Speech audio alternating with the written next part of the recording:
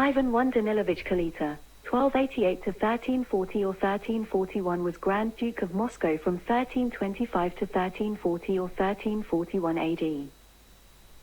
Ivan I Danilovich was the son of the Prince of Moscow Daniel Alexandrovich. After the death of his elder brother Yuri III, Ivan I inherited the Principality of Moscow. Ivan I participated in the struggle to get the title of Grand Duke of Vladimir, which could be obtained with the approval of a Khan of the Golden Horde. The main rivals of the princes of Moscow in this struggle were the princes of Tver, Mikhail, and Dmitry the Terrible Eyes, and Alexander II, his two sons, all of whom obtained the title of Grand Duke of Vladimir and were deprived of it. All of them were murdered in the Golden Horde. In 1328, Ivan I Kalita received the approval of Khan Muhammad Ozbeg to become the Grand Duke of Vladimir with the right to collect taxes from all Russian lands. According to the Russian historian Kluchevsky, the rise of Moscow under Ivan I Kalita was determined by three factors.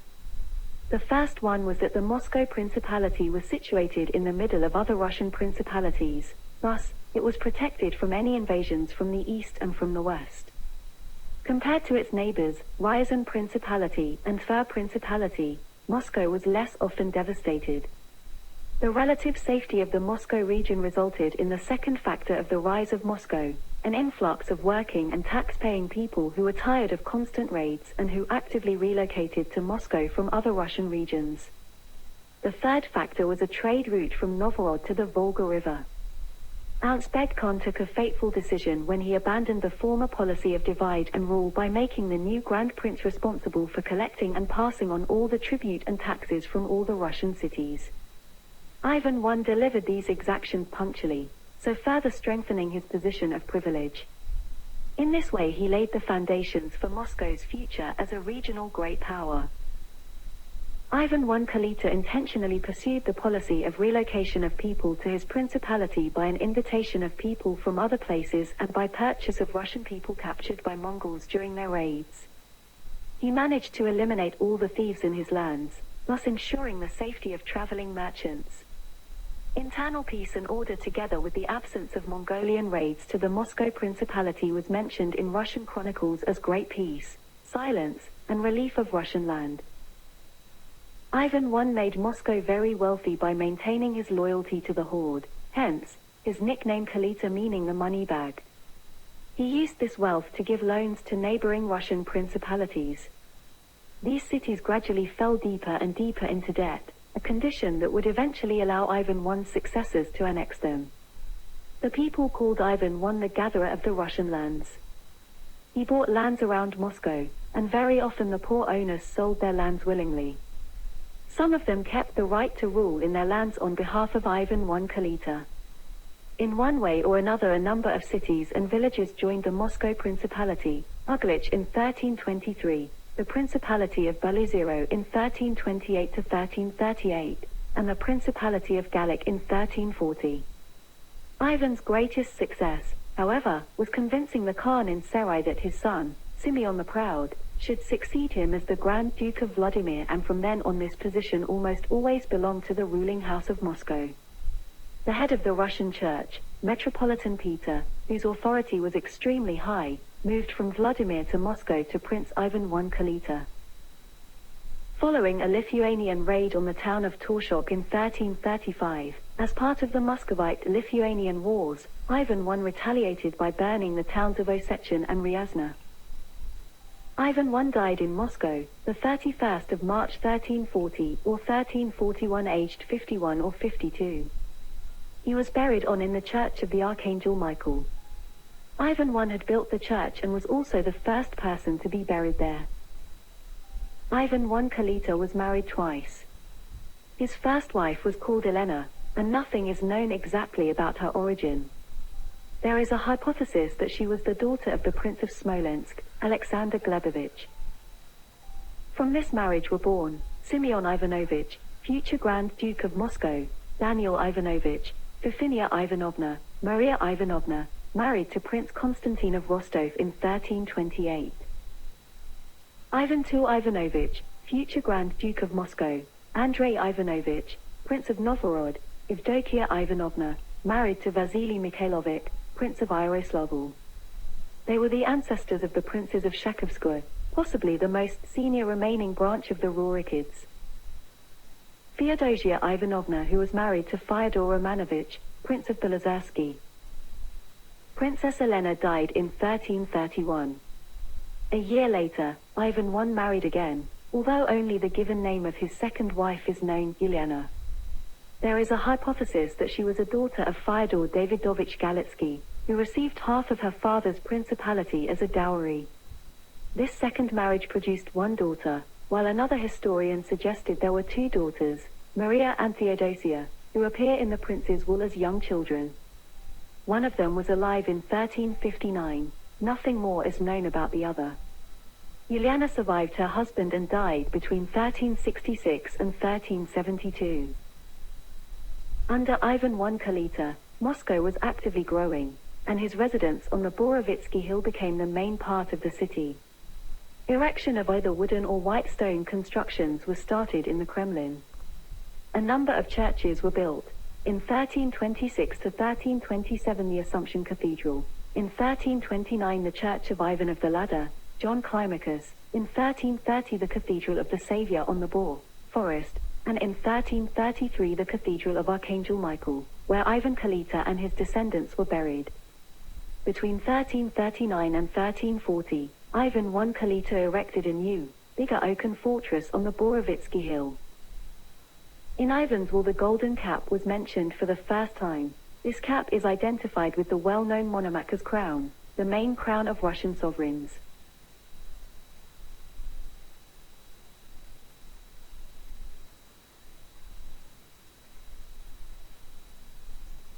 Simeon Ivanovich Gordy, the Proud, 1316 to 1353 was Prince of Moscow and Grand Prince of Vladimir.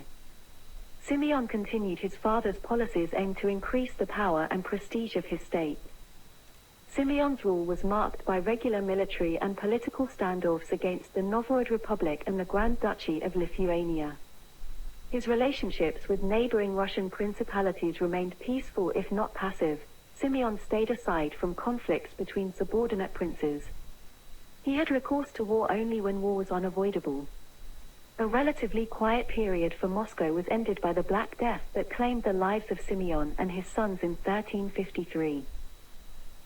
In 1340 Simeon, the eldest son of Ivan I Kalita, was stationed in Nizhny Novgorod.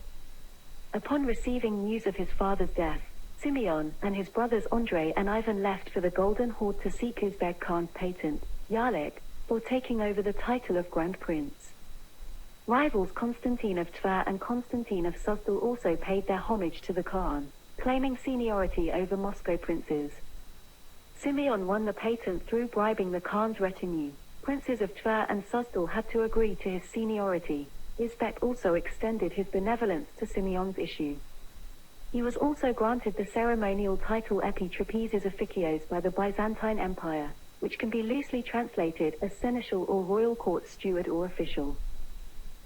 In the same 1340 year Simeon engaged in his first military standoff with Veliky or Grand Prince of Novgorod. Simeon claimed his right to collect taxes in the Novgorodian town of Torshok. Torshok boyars locked up Simeon's tax collectors and called for help from Novgorod. Simeon and Metropolitan Theognostus hastily organized a coalition of princes against Novgorod, claiming that they, Novgorodians, make war and peace with whomever they please, consulting no one. Novgorod regards not all Russia, and will not obey her Grand Prince, referring to Novgorod incursions into Ust-Yuzna and below Ozero. As the coalition forces approached Novgorodian lands, the people of Torshok revolted against the boyars and sided with Muscovite troops. Novgorod Republic accepted the fact and ceded all taxes from Torshok area, estimated at 1,000 rubles in silver annually, to Simeon, who agreed to honor the existing civic charter. In 1341, shortly after the dismissal of the Muscovite coalition army, Algirdas, then Prince of Vitebsk, allied with Prince of Smolensk, besieged Motaysk. News of the death of Gediminas forced Algirdas to quit the campaign before Simeon could arrange a military response. Uzbek Khan, Simeon's sovereign, died soon afterwards. His successor, Yoni Beg, secured the control of the horde through killing his brothers. Simeon and Theognostus had to travel to the horde again. Yoni Beg reassured Simeon in his rights and let him go, but kept Theognostus hostage to extort money from the church. Eventually, Theognostus was released for 600 rubles. In 1333, Simeon married Augusta, Anastasia, sister of Algirdas. After her death in 1345, Simeon married Eupraxia, but soon sent her back to her family, claiming that Eupraxia was cursed since wedding and appears to be dead each night. Eupraxia remarried Prince Fominsky, and Simeon married Maria of Tver. Their 4 sons died in infancy. Throughout the 1340s, Lithuanian and Swedish military campaigns and internal political disarray decreased the influence of the Novgorod Republic. Simeon, whose title of Grand Prince obliged him to protect Novgorod, was reluctant to do so, as if expecting the weakened republic to collapse for his own benefit. In 1347, when Novgorodians called for help against the Swedes, Simeon dispatched his brother Ivan and Constantine of Rostov. The envoys refused to fight for the Novgorodians. Simeon himself was busy with offsetting the Lithuanians' influence in the horde, meanwhile harboring 2 renegade Lithuanian princes as potential claimants to the Lithuanian crown. He manipulated Yoni Beg into believing that increasing Lithuanian influence became the most important threat to the horde. Yoni Beg eventually concurred with Simeon's envoys, of Mongolian ethnicity, and extradited Lithuanian envoys to Simeon's mercy. Simeon preferred to sign a truce with Algirdas, releasing the prisoners and securing marriages between Lithuanian princes and Russian brides. The marriage of pagan Algirdas to Orthodox Juliana of Tver, unlawful from the viewpoint of the Church, was nevertheless approved by Theognostus. It gave birth to Jogaila. In 1351 to 1352, Simeon raised arms against Algirdas over control of small towns in Smolensk area. This conflict, again, did not develop into an open war as Algirdas III preferred negotiations to fighting. Although the first round of talks was broken by Lithuanians, Simeon secured the disputed towns for Moscow. This campaign was his last act of Simeon's life. The Black Death was recorded in present-day southern Russia and Ukraine as early as 1346. It hit Scandinavia in 1349, Pskov in the beginning of 1352 and Novgorod in August 1352. By the end of the year, 2/3 of Pskov were reported dead. The same pattern repeated in Lithuania and northeastern Russia. In 1353, plague arrived in Moscow, killing Theognostus, Simeon, his 2 sons and his brother Andrei, who survived Simeon by 6 weeks. Before his death, the 27th of April, the first aged around 37, Simeon took monastic vows and took the name of Sozant. He installed Alexis as Metropolitan of Moscow, successor to the late Theognostus, and secured a profitable estate for Maria. Simeon's will is considered to be the first usage of paper in Russia, as parchment was used previously. Simeon is buried in the Archangel Cathedral of the Moscow Kremlin. With Augusta of Lithuania, Simeon's children were Vasili Simeonovich, Vasilisa Simeonova Vo Mariet, Prince Mikhail Vasilievich of Kashin, Konstantin Simeonovich, and a daughter who married Alexander of Lithuania, a son of Karahotas of Poland. And with Maria of Tver, Simeon's other children were Daniel Simeonovich, Mikhail Simeonovich, Ivan Simeonovich, and Simeon Simeonovich, who both died at the same time as his father of the plague.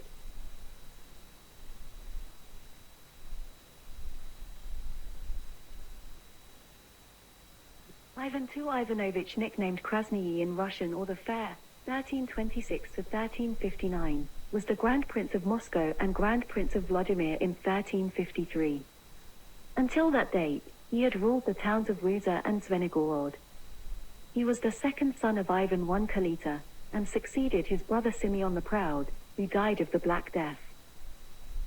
Upon succeeding his brother, and because of increased civil strife among the Golden Horde, Ivan II briefly toyed with the idea of abandoning traditional Moscow allegiance to the Mongols and allying himself with Lithuania, a growing power in the west.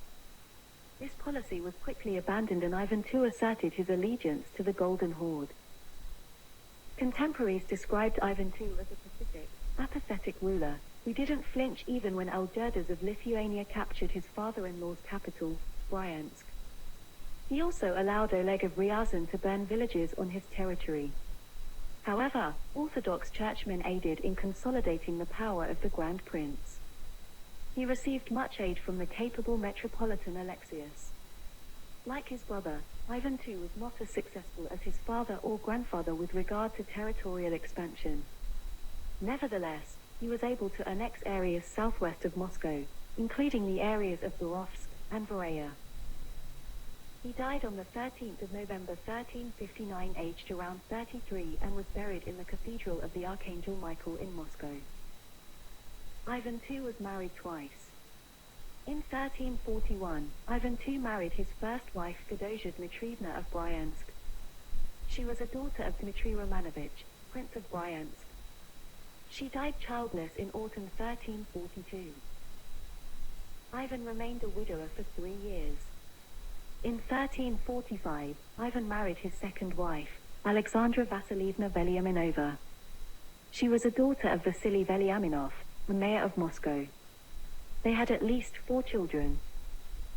Dmitry Donskoy, who became his successor in the Grand Duchy of Moscow, a daughter married Prince Bobrok of Volhynia, Ivan Ivanovich, Prince of Zvenigorod, and another daughter Maria Ivanovna.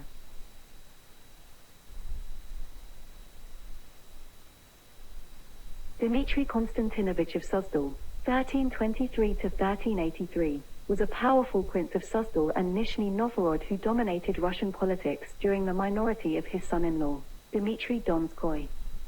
The famous Shuaysky family descends from his eldest son, Vasily Kirdyapa.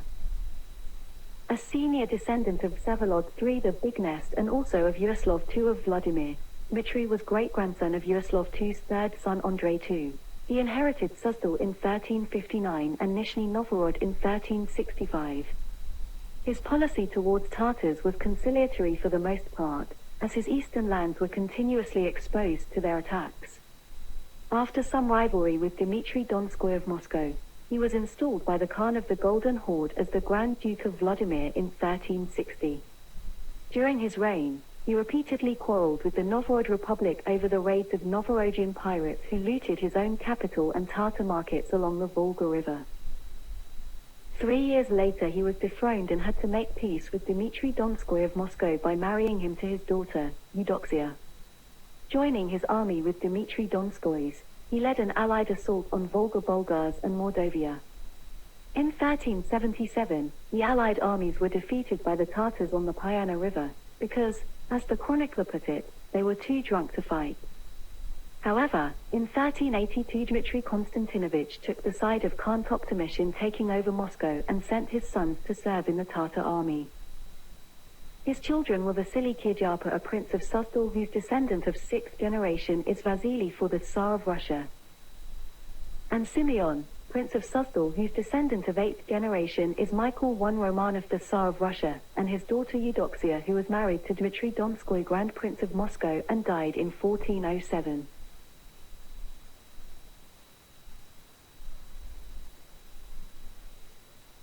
Saint Dmitry II Ivanovich Donskoy, also known as Demetrius, or Dmitry of the Don, sometimes referred to simply as Dmitry, 1350 to 1389, the eldest son of Ivan II the Fair of Moscow, who lived from 1326 to 1389, reigned as the Prince of Moscow from 1359 and Grand Prince of Vladimir from 1363 to his death on the 19th of May 1389, aged 38.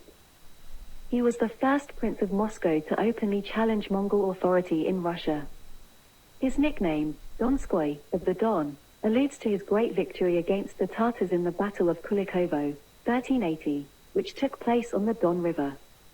He is venerated as a saint in the Orthodox Church with his feast day on the 19th of May. Dmitry was born in Moscow in 1350, the eldest son of Ivan II the Fair, Grand Prince of Moscow, and his second wife, Alexandra Vasilievna Veliaminova, the daughter of the mayor of Moscow. Dmitry was orphaned at the age of 9 and ascended the throne of the Principality of Moscow. Per the terms of Ivan II's will, during Dmitry's minority, Metropolitan Alexei served as regent. In 1360 Kir Khan, Khan of the Golden Horde, transferred the title most prized among Russian princes, that of Grand Prince of Vladimir, to Dmitry Konstantinovich of Nizhny Novgorod. In 1363, after that prince was deposed, Dmitry II Ivanovich Donskoy was crowned at Vladimir. 3 years later, he made peace with Dmitry I Konstantinovich and married his daughter Eudoxia. The most important event during Dmitry II's early reign was to start building the Moscow Kremlin. It was completed in 1367. Thanks to the new fortress, the city withstood 2 sieges by Algirdas of Lithuania during the Lithuanian-Muscovite War from 1368 to 1372. The war ended with the Treaty of Lubutsk. In 1375, Dmitry II settled, in his own favor, a conflict with Mikhail II of Tver over Vladimir. Other princes of northern Russia acknowledged his authority and contributed troops to the impending struggle against the horde. By the end of his reign, Dmitry II had more than doubled the territory of the Principality of Moscow. Mongol domination of Rus began to crumble during Dmitry's 30-year reign. The Golden Horde was severely weakened by civil war and dynastic rivalries. Dmitry II took advantage of this lapse in Mongol authority to openly challenge the Tatars. While he kept the Khan's patent to collect taxes for all of Russia, Dmitry II is also famous for leading the first Russian military victory over the Mongols. Mamaï, a Mongol general and claimant to the throne, tried to punish Dmitry II for attempting to increase his power. In 1378 Mamaï sent a Mongol army, but it was defeated by Dmitry II's forces in the Battle of Vozha River. 2 years later Mamaï personally led a large force against Moscow. Sergius of Radonezh blessed Dmitry II Donskoy when he went to fight the Tatars in the signal battle of Kulikovo Field, but only after he was certain Dmitry II had pursued all peaceful means of resolving the conflict. Sergius sent the 2 warrior monks Alexander Perezvet and his friend Rodion Osliabia to join the Russian troops. The Battle of Kulikovo was opened by single combat between 2 champions. The Russian champion was Alexander Perezvet. The Horde champion was Temur Mirza. The champions killed each other in the first run. Dmitry II then met and defeated the Horde. In gratitude for the victory, Dmitry II established the Dormition Monastery on the Dubenka River and built a church in honor of the nativity of the Holy Theotokos over the graves of the fallen warriors. The defeated Mamaï was presently dethroned by a rival Mongol general, Toktamish. The Khan reasserted Mongol rule of Rus and overran Moscow in 1382 for Dmitry II's resistance to Mamaï. Dmitry II, however, pledged his loyalty to Toktamish and to the Golden Horde and was reinstated as Mongol principal tax collector and Grand Duke of Vladimir. Upon his death in Moscow in 1389, Dmitry II was the first Grand Duke to bequeath his titles to his son Vasily I of Russia without consulting the Khan. He was married to Eudoxia of Nizhny Novgorod. She was a daughter of Dmitry I Konstantinovich of Suzdal and Vasilisa of Rostov. They had at least 12 children. They were Daniil Dmitrievich, Vasily I of Moscow, Sophia Dmitrievna who married Fyodor Olegovich, Prince of Ryazan, Yuri IV Dmitrievich, Duke of Zvenigorod and Gallic who claimed the throne of Moscow against his nephew Vasily II of Moscow. Maria Dmitrievna who married Lengvinus, Anastasia Dmitrievna who married Ivan Vsevolodovich, the Prince of Kholm, Simeon Dmitrievich, Ivan Dmitrievich, Andrei Dmitrievich, Prince of Mozhaist, Pyotr Dmitrievich, Prince of Dmitriev, Anna Dmitrievna who married Yuri Patrikevich. Her husband was a son of Patrikas, Prince of Starodub and his wife Helena. His paternal grandfather was Naromantas. The marriage solidified his role as a boyar attached to Moscow. And lastly, Konstantin Dmitrievich, Prince of Pskov. Dmitry II Ivanovich Donskoy is honored as a saint in the Eastern Orthodox Church. Right-believing Prince Demetrius Ioannovich Donskoy was canonized the 6th of June 1988 in Trinity Lavra of St. Sergius by 1988 local council of the Russian Orthodox Church under Patriarch Paiman I of Moscow. His major shrine is the Cathedral of the Archangel and his feast days are on the 23rd of January, the 9th of May, the 19th of May, the 6th of July, the 22nd of August, and the 22nd of September. His attributes were a sword and helmet and his patronage is the military police of Russia.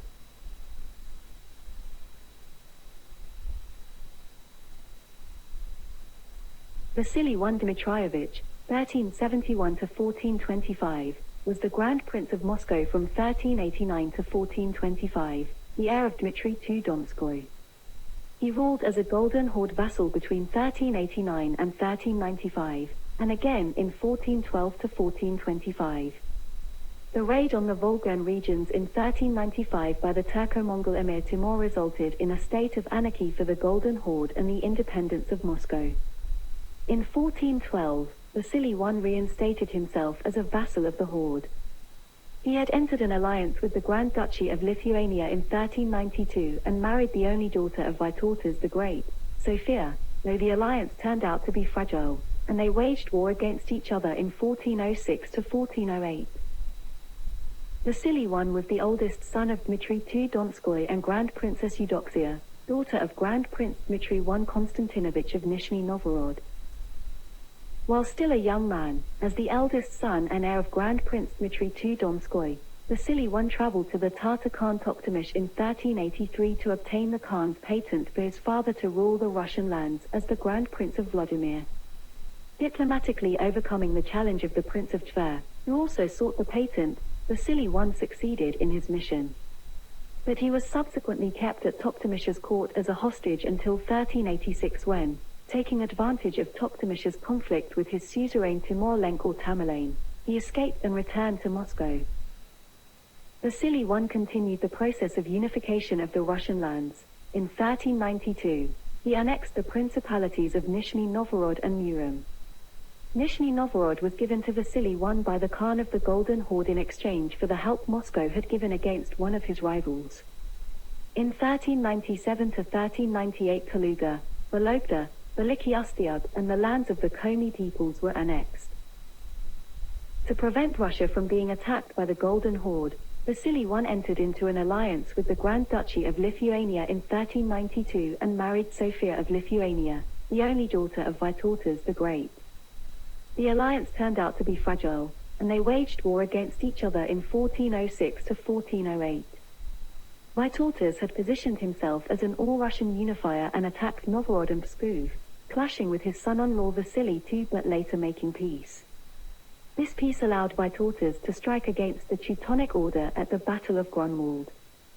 However, the terms of the Union of Horodlo negotiated by Polish King Jogaila, which discriminated against Orthodox Christians, caused Lithuania to lose its influence over the Russian states. Mongol Emir Timur or Tamerlane raided the Slavic lands in 1395. He ruined the Volgan regions but did not penetrate as far as Moscow. Timur's raid was of service to the Russian prince as it damaged the Golden Horde, which for the next 12 years was in a state of anarchy. During the whole of this time no tribute was paid to the Khan, Oleg Moksamit, though vast sums of money were collected in the Moscow treasury for military purposes. In 1408 Edigu burnt Nizhny Novgorod, Gorodets, Rostov, and many other towns but failed to take Moscow, though he had still burnt it. In 1412, however, Vasily I found it necessary to pay the long-deferred visit of submission to the Horde. The growing influence of Moscow abroad was underlined by the fact that Vasily I married his eldest daughter Anna to Emperor John VIII Palaiologos of Byzantium. During his reign, feudal landownership kept growing. With the growth of princely authority in Moscow, the judicial powers of landowners were partially diminished and transferred to Vasily's deputies and heads of volosts or the administrative subdivisions. The Russian East Slavic chronicles speak of a monk, Lazar the Serb, newly arrived from Serbia, inventing and building a clock on a tower in the Grand Prince's palace in Moscow behind the Cathedral of the Annunciation at the request of Vasily I, in 1404. It was the first ever mechanical clock in Russia, and also the country's first public clock. It was among the first 10 such advanced clocks in Europe, and was regarded as a technical miracle at the time. The most important ecclesiastical event of his reign was the elevation of the Bulgarian, Gregory Samblak, to the Metropolitan See of Kiev by Vytautas, Grand Duke of Lithuania, the immediate political consequence of which was the weakening of the hold of Moscow on the southwestern Russian states. Vasily I married Sophia of Lithuania, a daughter of Vytautas the Great and his wife, Anna. They had 9 known children, 5 boys, of which only one survived to mature adulthood, and 4 girls. They are Anna of Moscow, 1393 to August 1417, wife of Byzantine Emperor John VIII Palaiologos, and died of bubonic plague. Yuri Vasilievich, Ivan Vasilievich, died on the way from Kolomna to Moscow as a result of pestilence, just 6 months after marrying the daughter of Prince Ivan Vladimirovich of Pronsk and receiving the inheritance of Nizhny Novgorod. Anastasia Vasilievna, wife of Vladimir Alexander, Prince of Kiev. Her husband was a son of Vladimir, Prince of Kiev. His paternal grandparents were Algirdas and Maria of Vitebsk. Danil Vasilievich, who died of pestilence, Vasilisa Vasilievna, wife of Alexander Ivanovich Brukhati, a prince of Suzdal, and Alexander Danilovich Vzmetenge, a mother, prince of Suzdal, Simeon Vasilievich, who died of pestilence, Maria Vasilievna, wife of Yuri Patrikevich, who was a son of Patrikas, prince of Starodub, and his wife, Helena. His paternal grandfather was Narimantas, Vasily II of Moscow. Sophia also suffered many miscarriages, a record total of 15. Vasily I Dmitrievich died on the 27th of February 1425, aged 53.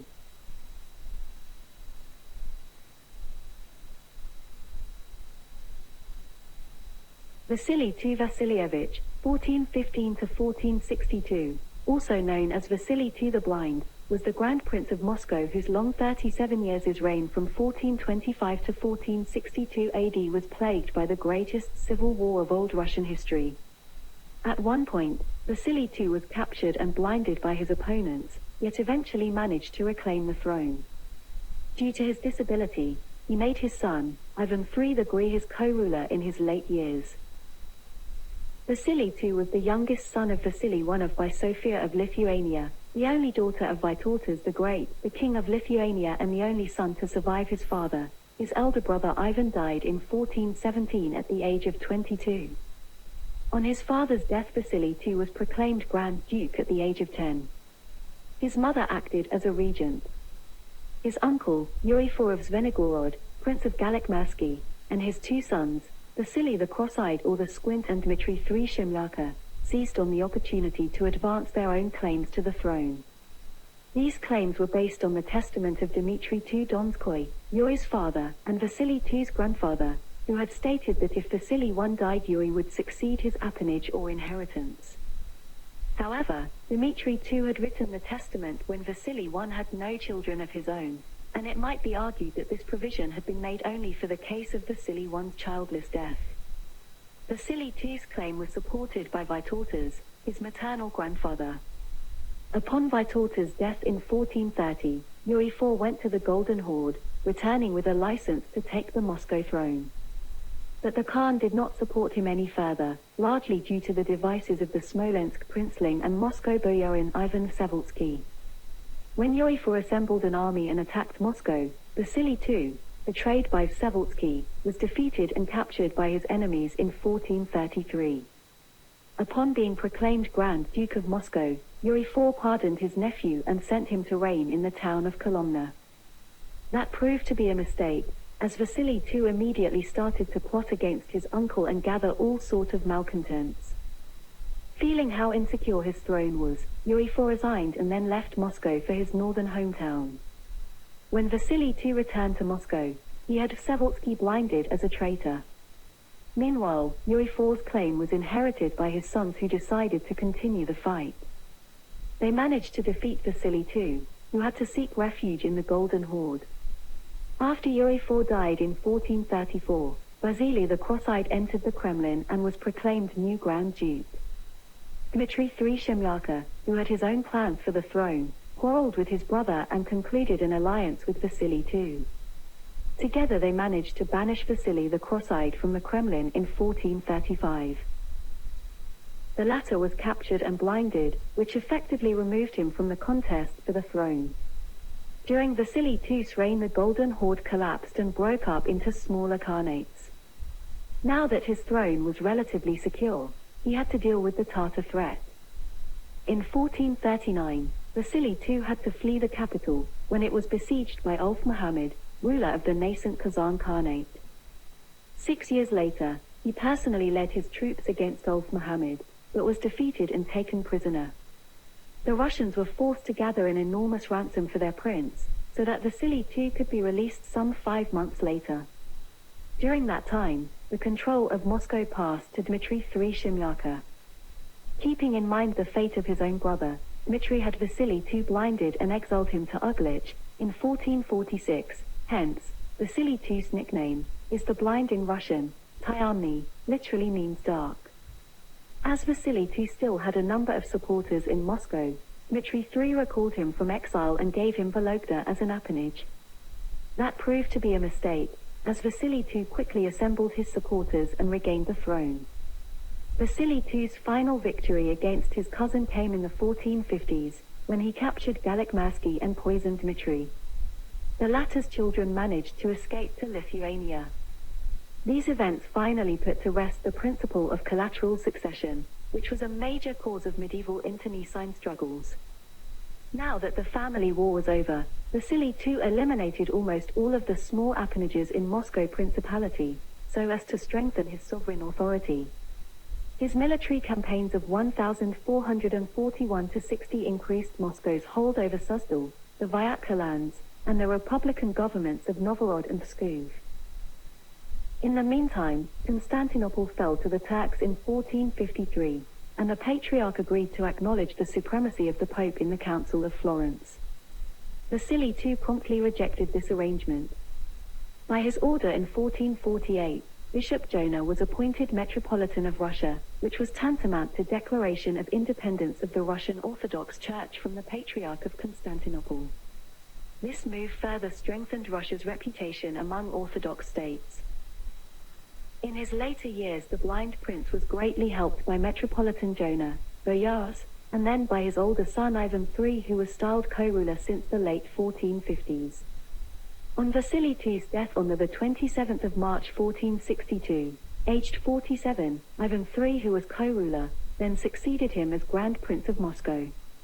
Vasily II's daughter Anna was married to a prince of Ryazan.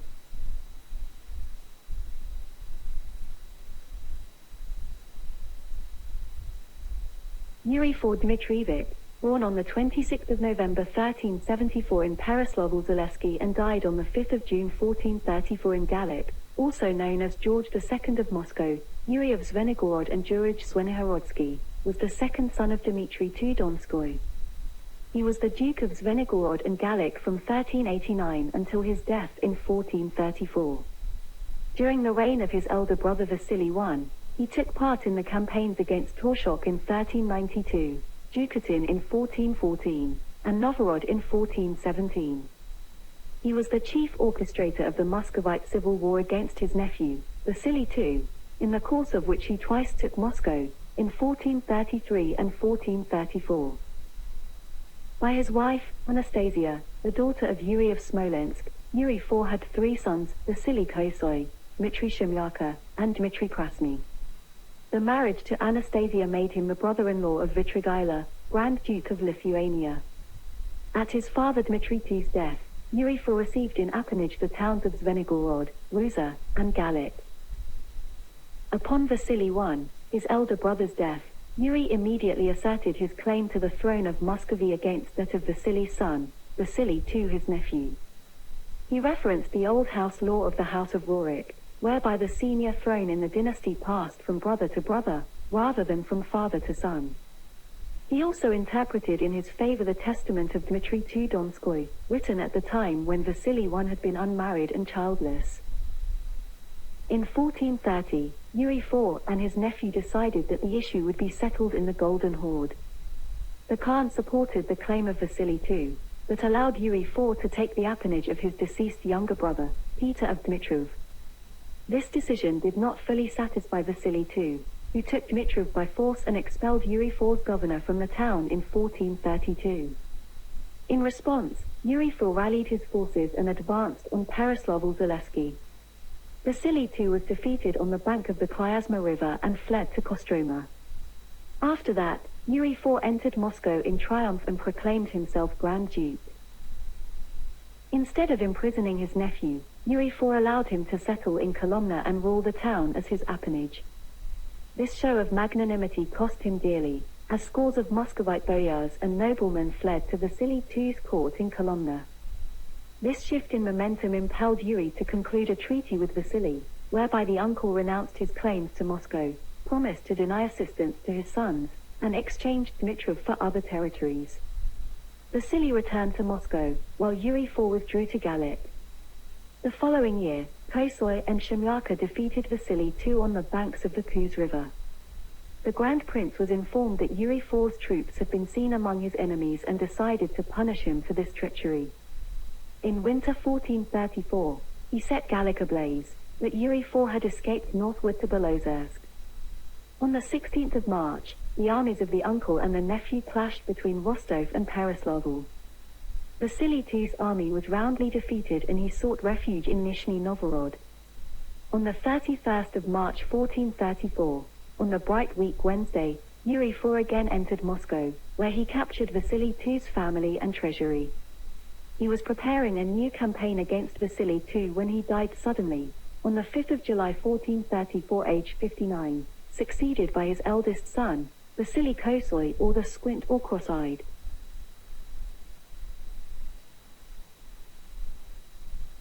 Vasily Yurievich Kosoy, or the Squint or Cross-Eyed, 1401 to 1448, was Prince of Zvenigorod from 1421. He continued Yuri IV his father's claim on the title of Grand Prince of Moscow in 1434. Vasily Kosoy was the son of Yuri IV Dmitrievich and Anastasia of Smolensk.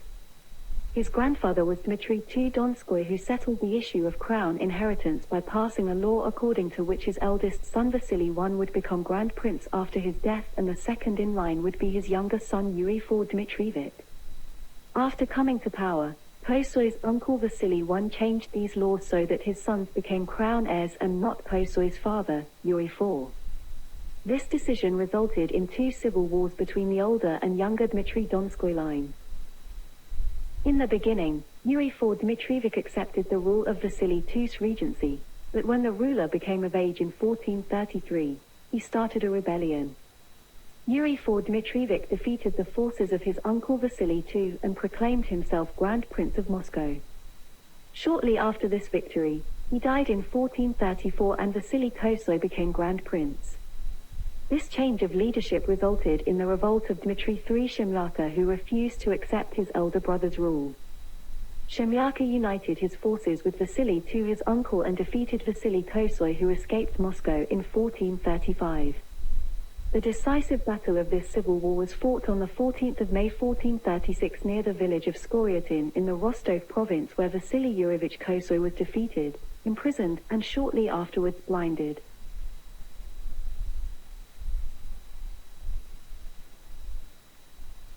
Dmitry Yurievich Shemyaka was the second son of Yuri IV of Zvenigorod by Anastasia of Smolensk and grandson of Dmitry II Donskoy. His hereditary patrimony was the rich northern town Gallik-Mersky.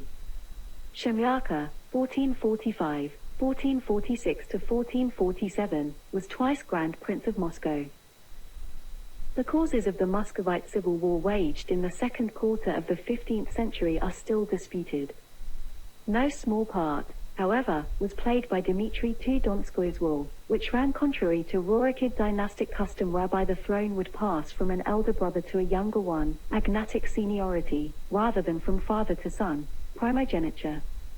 The testament provided for the accession of his son, Vasily I, which was still in keeping with the tradition of lateral succession since Vasily I was the eldest of his generation.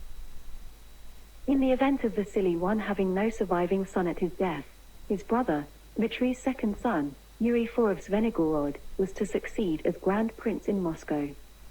Upon Vasily I's death, however, Yuri IV refused to come to Moscow and swear allegiance to his nephew, Vasily II, and claimed the throne himself in accordance with his right under the long-held custom of lateral inheritance. He further claimed it was provided for in Dmitry's testament, but this ignored the provision that voided Yuri IV's succession in the event of Vasily I producing a son.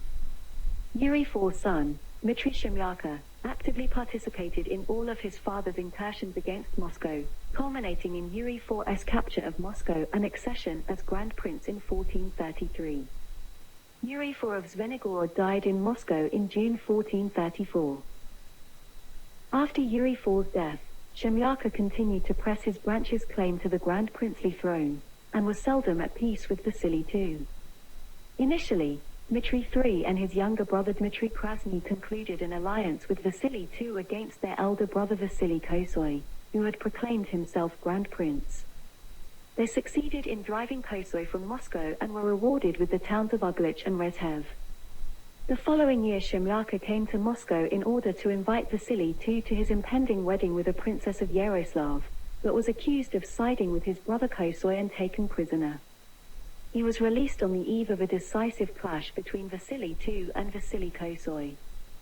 This action of Vasily II was successful. Shemyaka and his people did not help Vasily Kosoi, and so he was completely defeated in the battle on the Cheryoka River in 1436, captured and blinded.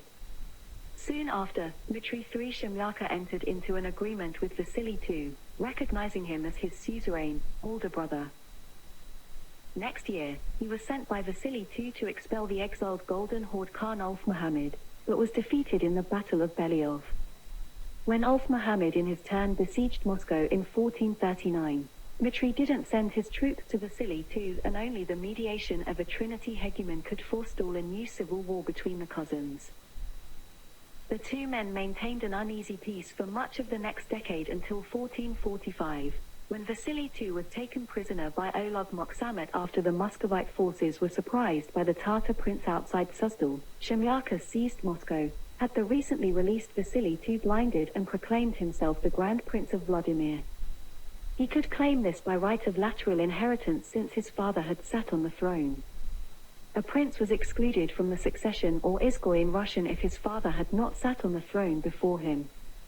Shemyaka's lack of support among the Muscovite boyars forced him, however, to leave the city for Lake Chukloma, but he continued to press his claim to the Grand Princely throne. Despite several peace treaties, Shemyaka continued to plot against his cousin.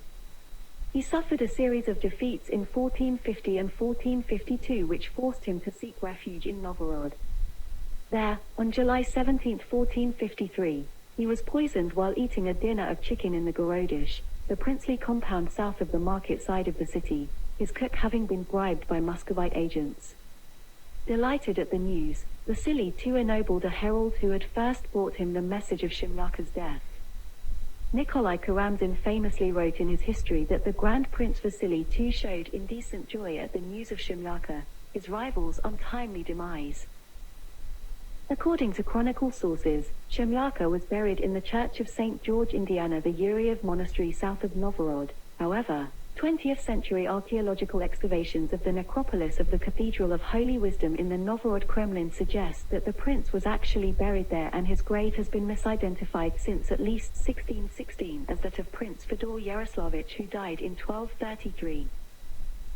In the aftermath of Shemyaka's murder, his wife and son fled Novgorod to the Grand Duchy of Lithuania, where they were given Rylsk and Novgorod-Seversky in appanage. Shemyaka's male line died out by 1561, but there are many living descendants from his daughter's marriage to Prince Alexander Chertorivsky. Shemyaka's name survives in the Russian expression Shemyakin Sud, Shemyaka's justice, Shemyaka's judgment, which means hasty and unfair judgment. It comes from the 17th century literary work The Tale of Shemyaka's Judgment. The Byzantine or Eastern Roman Empire link or connection to the Russian imperial dynasty. It continued from Zoe, a nickname for Sophia Palaiogina, a Byzantine princess and the niece of the last emperor of Constantinople, Constantine XI Palaiologos, who was killed at the fall of Constantinople in 1453, when after about 2 decades later in 1472, she married Tsar Ivan III the Great. Through her influence, Tsar Ivan III adopted her Greek Orthodox Christian religion like Vladimir I the Great had done centuries earlier in 988 when he married Anna, Princess of Constantinople and sister of Emperor Basil II, but now passing on her own Byzantine etiquette or Eastern Roman heritage of her throne like the double-head eagle of Rome to that of her descendants and heirs. Her great-grandson, the childless Tsar FEODOR I's reigns of the 700-years-old Rurikid dynasty was finally ended in 1598 when his regent, Boris Godunov, assumed the throne of Moscow. Then Russia entered the time of troubles with many usurpers and false pretenders, including the son of King Sigismund III of Poland, Prince Vladislav IV, who also laid claim to the Moscow throne from 1610 to 1613. The times of troubles finally ended when the ruling boyars appointed Michael I Romanov, a cousin of Fyodor I, as Tsar, and thus starting a new dynasty of the Romanov line, which lasted for another 300 years until Tsar Nicholas II Romanov abdicated in March 1917 due to massive riots in Petrograd or former St. Petersburg in the face of the Red October Bolsheviks' revolution of that same year.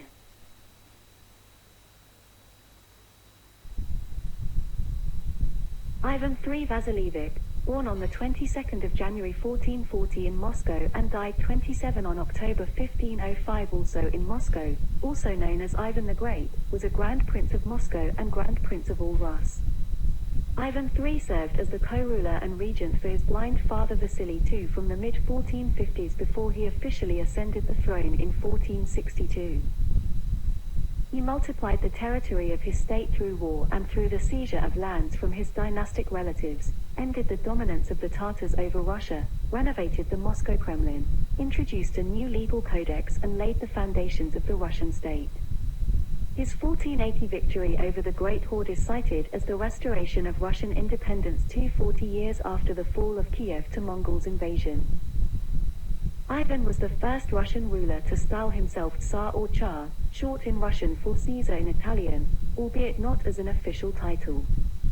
Through marriage to Sophia Palaiolog, nicknamed as Zoe, niece of the last Byzantine Emperor Constantine XI Palaiologos, the daughter of his youngest brother, Thomas Palaiologos, he made the double-headed eagle Russia's coat of arms and adopted the idea of Moscow as Third Rome. His 43-year reign was the second longest in Russian history, after that of his grandson Ivan IV. Ivan's rule is marked by vastly expanding the territory of Moscow. Ivan III brought the independent duchies, or Kniestva in Russian, of different Rurikid princes under the direct control of Moscow, leaving the princes and their posterity without royal titles or land inheritance. His first enterprise was a war with the Republic of Novgorod, with which Muscovy, or Moscow, as a northern district of Golden Horde, had fought a series of wars stretching back to at least the reign of Dmitry II Donskoy. These wars were waged over Moscow's religious and political sovereignty, and over Moscow's efforts to seize land in the northern Dvinar region. Alarmed at the growing power of Moscow, Novgorod had negotiated with the Grand Duchy of Lithuania and Rus in the hope of placing itself under the protection of Casimir IV, King of Poland and Grand Prince of Lithuania, a would-be alliance that was proclaimed by the Moscow rulers as an act of apostasy from orthodoxy, in part because Poland and its monarchs were Catholic. Ivan III took the field against Novgorod in 1470, and after his generals had twice defeated the forces of the Republic, at the Battle of Shilon River and on the northern Dvinar, both in the summer of 1471, the Novgorodians were forced to sue for peace, agreeing to abandon their overtures to Lithuania and to cede a considerable portion of their northern territories, while paying a war indemnity of 15,500 rubles.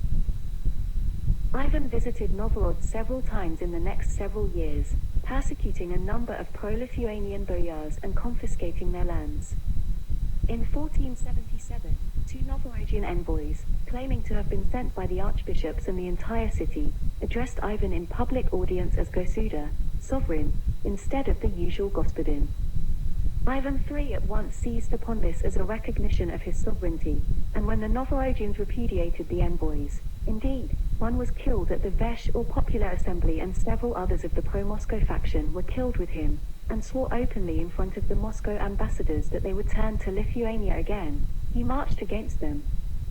Deserted by Casimir and surrounded on every side by the Moscow armies, which occupied the major monasteries around the city, Novgorod ultimately recognized Ivan III's direct rule over the city and its vast hinterland in a document signed and sealed by Archbishop Theophil of Novgorod on the 15th of January 1478.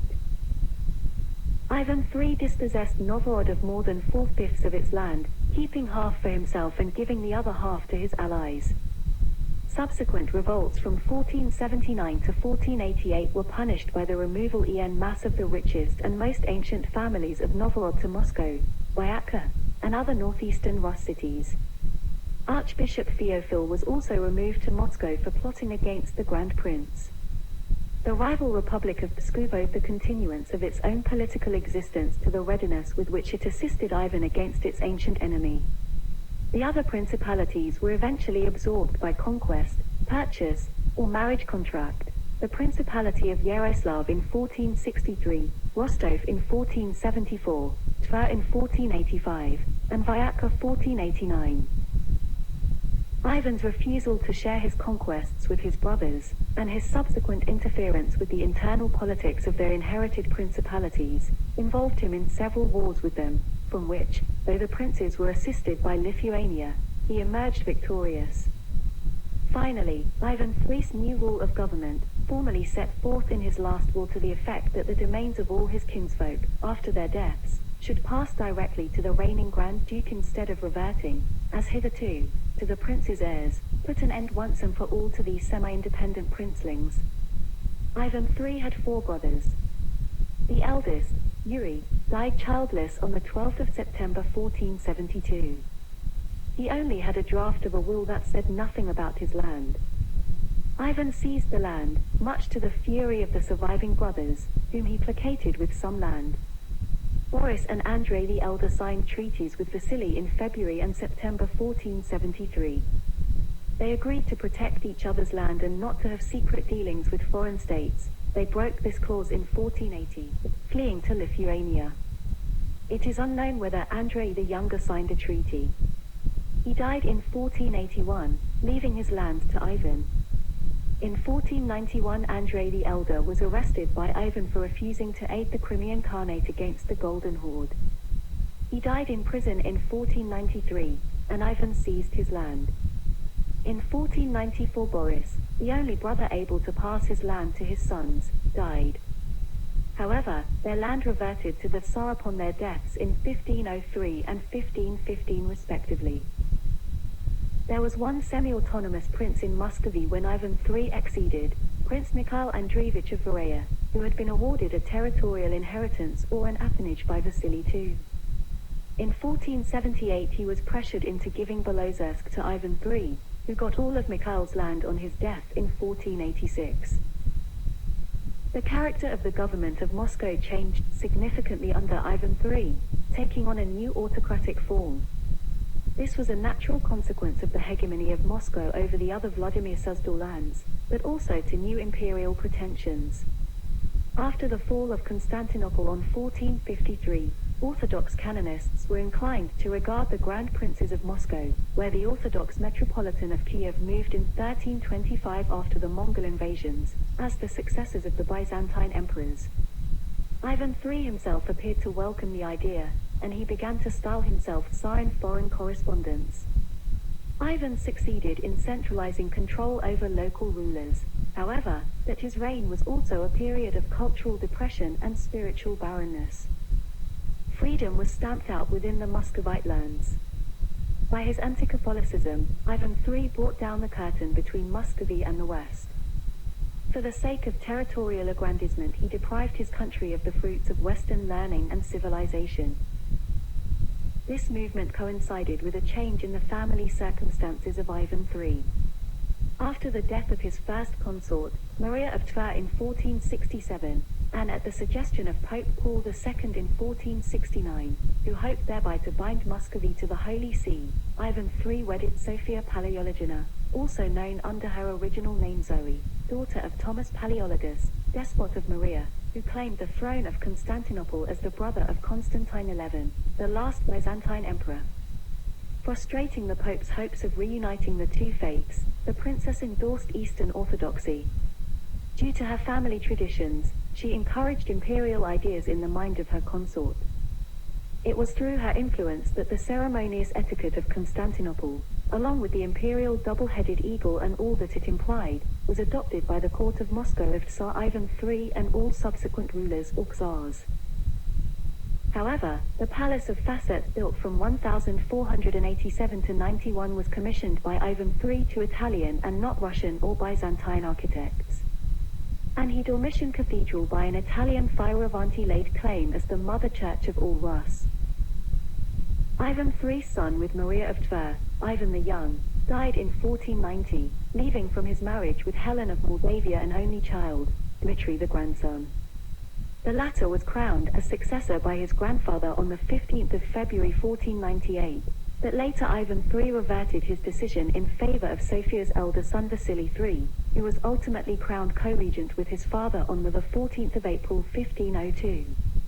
The decision was dictated by the crisis connected with the sect of Scaria the Jew, as well as by the imperial prestige of Sophia's descendants. Dmitry the grandson was put into prison, where he died, unmarried and childless, in 1509, already under the rule of his uncle Vasily III. The Grand Duke increasingly held aloof from his boyars. The old patriarchal systems of government vanished. The boyars were no longer consulted on affairs of state. The sovereign became sacrosanct, while the boyars were reduced to dependency on the will of the sovereign. The boyars naturally resented this revolution and struggled against it. It was in the reign of Ivan III that the new Muscovite Sudebnik, or law code, was compiled by the scribe Vladimir Gusev. Ivan III did his utmost to make his capital a worthy successor to Constantinople, and with that object invited many foreign masters and artificers to settle in Moscow. The most noted of these was the Italian Rodolfo di Fioravanti, nicknamed Aristotle because of his extraordinary knowledge, who built several cathedrals and palaces in the Kremlin, and also supervised the construction of the Kremlin walls.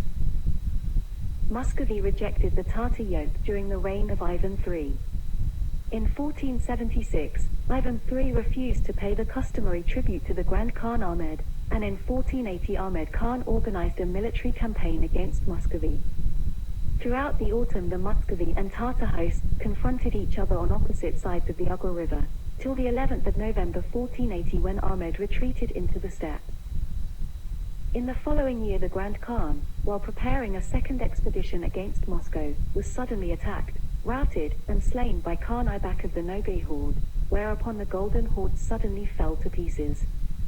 In 1487 Ivan III reduced the Khanate of Kazan, one of the offshoots of the horde, to the condition of a vassal state, though in his later years it broke away from his suzerainty. With the other Muslim powers, the Khan of the Crimean Khanate and the Sultans of Ottoman Empire, Ivan's III relations were peaceful and even amicable.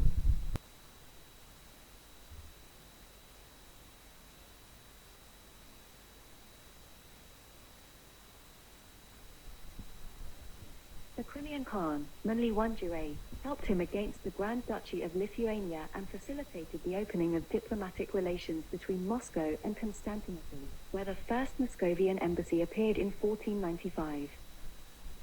The Christian rulers in the Caucasus began to see the Muscovite monarchs as their natural allies against the Muslim regional powers. The first attempt at forging an alliance was made by Alexander I, king of a small Georgian kingdom of Kakheti, who dispatched two embassies, in 1483 and 1491, to Moscow.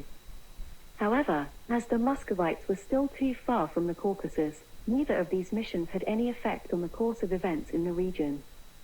In 1488, Ivan III sought gunfounders, master gunners for siege cannons, gold and silversmiths and, Italian, master builders from Matthias Corvinus of Hungary.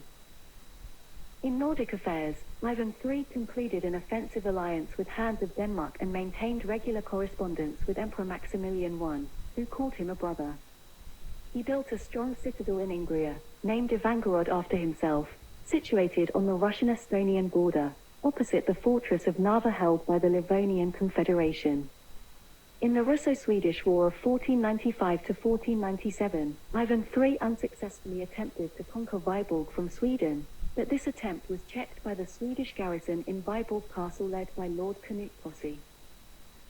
The further extension of the Moscow dominion was facilitated by the death of Casimir IV in 1492, when Poland and Lithuania once again parted company.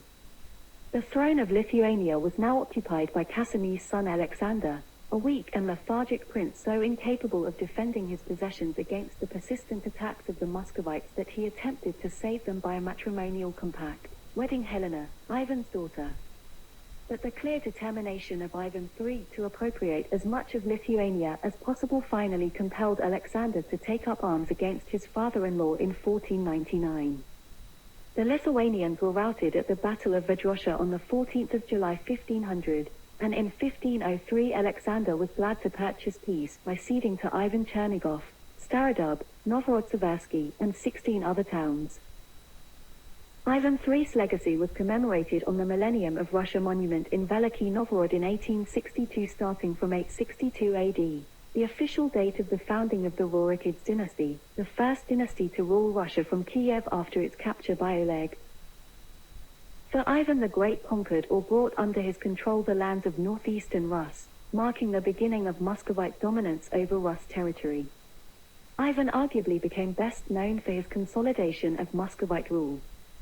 His predecessors had increased Moscow's territory from less than 600 square miles under Ivan II, who reigned 1353 to 59 to more than 15,000 square miles at the end of Vasily II's reign. It remained for Ivan III to absorb Moscow's old rivals, Novgorod and Tver, and establish virtually a single rule over what had been appanages or territorial inheritance of the Rus. Although the circumstances surrounding the acquisitions varied, the results were basically the same.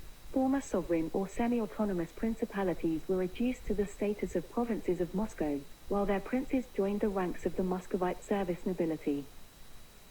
After the death of his first wife in 1467, Ivan married Sophia or Zoe Palaiogina in 1472, a Byzantine princess and niece of the last Byzantine emperor, Constantine XI, who took his last stand and was killed in battle in 1453 defending Constantinople.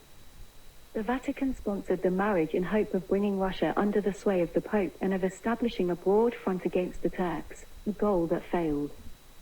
From Ivan III's point of view, the marriage fit well into the general trend of elevating the Muscovite ruler. Following his second marriage to Zoe, of the Byzantine Palaiologos dynasty, Ivan III developed a complicated court ceremonial on the Byzantine model and began to use the title of Tsar and autocrat. Also during the reign of Ivan III and his son, Vasily III, Moscow came to be referred to by spokesmen as the Third Rome. Philotheos, a monk from Pskov, developed the idea of Moscow as the true successor to Byzantium and, hence, to Rome. An impressive building program in Moscow took place under Ivan III, directed primarily by Italian artists and craftsmen. New buildings were erected in the Kremlin, and the Kremlin walls were strengthened and furnished with towers and gates. In 1475, Ivan III established the first cannon foundry of Russia in Moscow, which started the native cannon production. Ivan died on the 27th of October 1505 aged 65, and was succeeded by his son, Vasily III Ivanovich, or a son of Ivan in Russian. Ivan III was characterized as a cruel tyrant, drunk, and a misogynist, far from being a ruler of great fairness and equity presented by previous writers. Ivan III the Great's marriages and children. By his first wife, Maria of Tver, were born Ivan Ivanovich, nicknamed Ivan the Young, on the 15th of February 1458, but predeceased him in 1490. By his second wife, Sophia Palaiologina, were born Anna on 1474, but she died in infancy, Elena, who was born in 1475, but also died in infancy, Feodosia, born in 1475, Helena of Moscow, the Grand Duchess of Lithuania and Queen of Poland. Vasily III of Russia, born on the 25th of March 1479 and died on the 3rd of December 1533, who became Ivan III's successor as Grand Prince of Moscow and of all Rus or Russia, Yuri Ivanovich. Dmitry Ivanovich, Eudoxia Ivanovna, who married Peter of Kudaykul, a son of Ibrahim, Khan of Kazan. They had two children, one a daughter, Anastasia Petrovna, wife of Fyodor Mstislavsky, and later of Vasily Nemoshuraysky. Through her daughter, Anastasia Petrovna, wife of Prince Fyodor Mikhailovich Mstislavsky, she is the ancestor of all living members of the House of Golitsyn, and of Prince Rostislav Romanov and his siblings.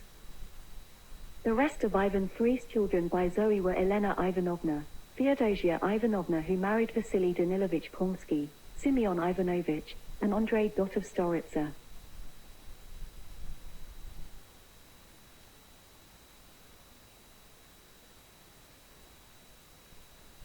Vasily III Ivanovich, the 25th of March 1479 to the 3rd of December 1533, was the Grand Prince of Moscow from 1505 to 1533.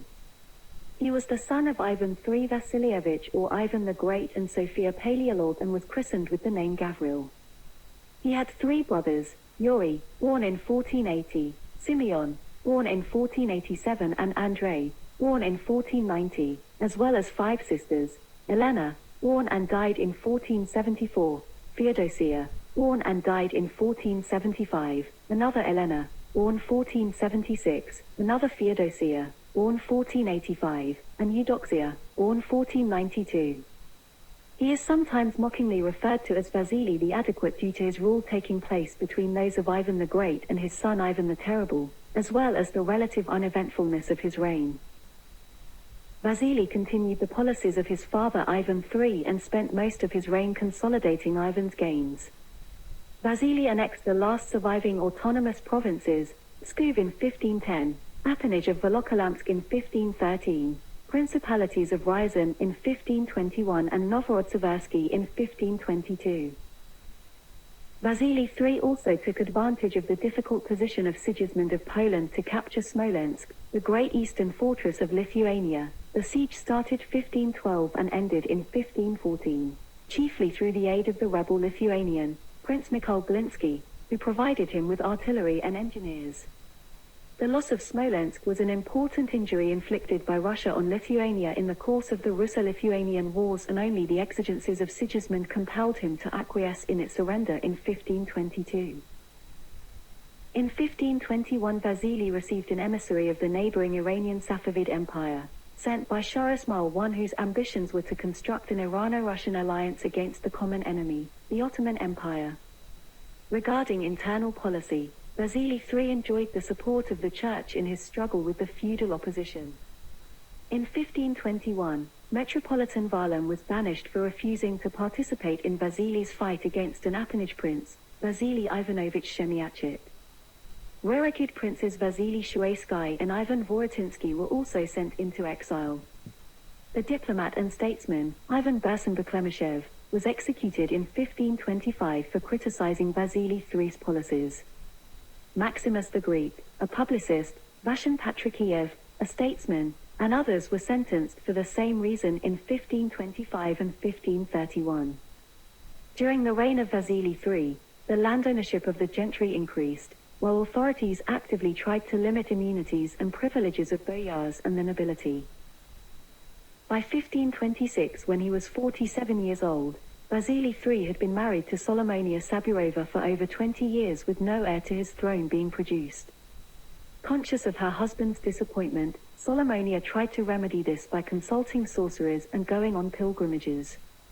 When this proved unsuccessful, Vasily III consulted the boyars, announcing that he did not trust his two brothers to handle Russia's affairs.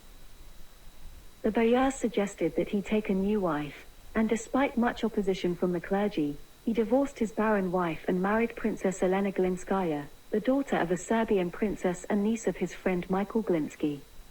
Not many of the boyars approved of his choice, as Elena was of Catholic upbringing. But Vasily III was so smitten that he defied Russian social norms and trimmed his beard to appear younger. After 3 days of matrimonial festivity, the couple consummated their marriage, though initially it appeared that Elena was as sterile as Solomonia. The Russian populace began to suspect this was a sign of God's disapproval of the marriage. However, on 1533, to the great joy of Vasily III and the populace, the new Tsaritsa gave birth to a son, who would succeed him as Ivan IV. The Church of Ascension was built by Vasily III to commemorate the birth of his heir Ivan IV. 3 years later, the second son, Yuri, was born. According to a story, Solomonia Saburova also bore a son in the convent where she had been confined, just several months after the controversial divorce. Whilst out hunting on horseback near Volokholamsk, Vasily III felt a great pain in his right hip, the result of an abscess. He was transported to the village of Kolt, where he was visited by 2 German doctors who were unable to stop the infection with conventional remedies. Believing that his time was short, Vasily III requested to be returned to Moscow, where he was kept in the St. Joseph Cathedral along the way. By the 25th of November 1533, Vasily reached Moscow and asked to be made a monk before dying. Taking on the monastic name of Varlam, Vasily died at midnight, the 3rd of December 1533, aged 54, ruling as Grand Prince of Moscow and all Rus for 28 years after succeeding Ivan III's death in 1505. He was already crowned as Crown Prince by his father Ivan III on the 14th of April 1502 at the age of 23.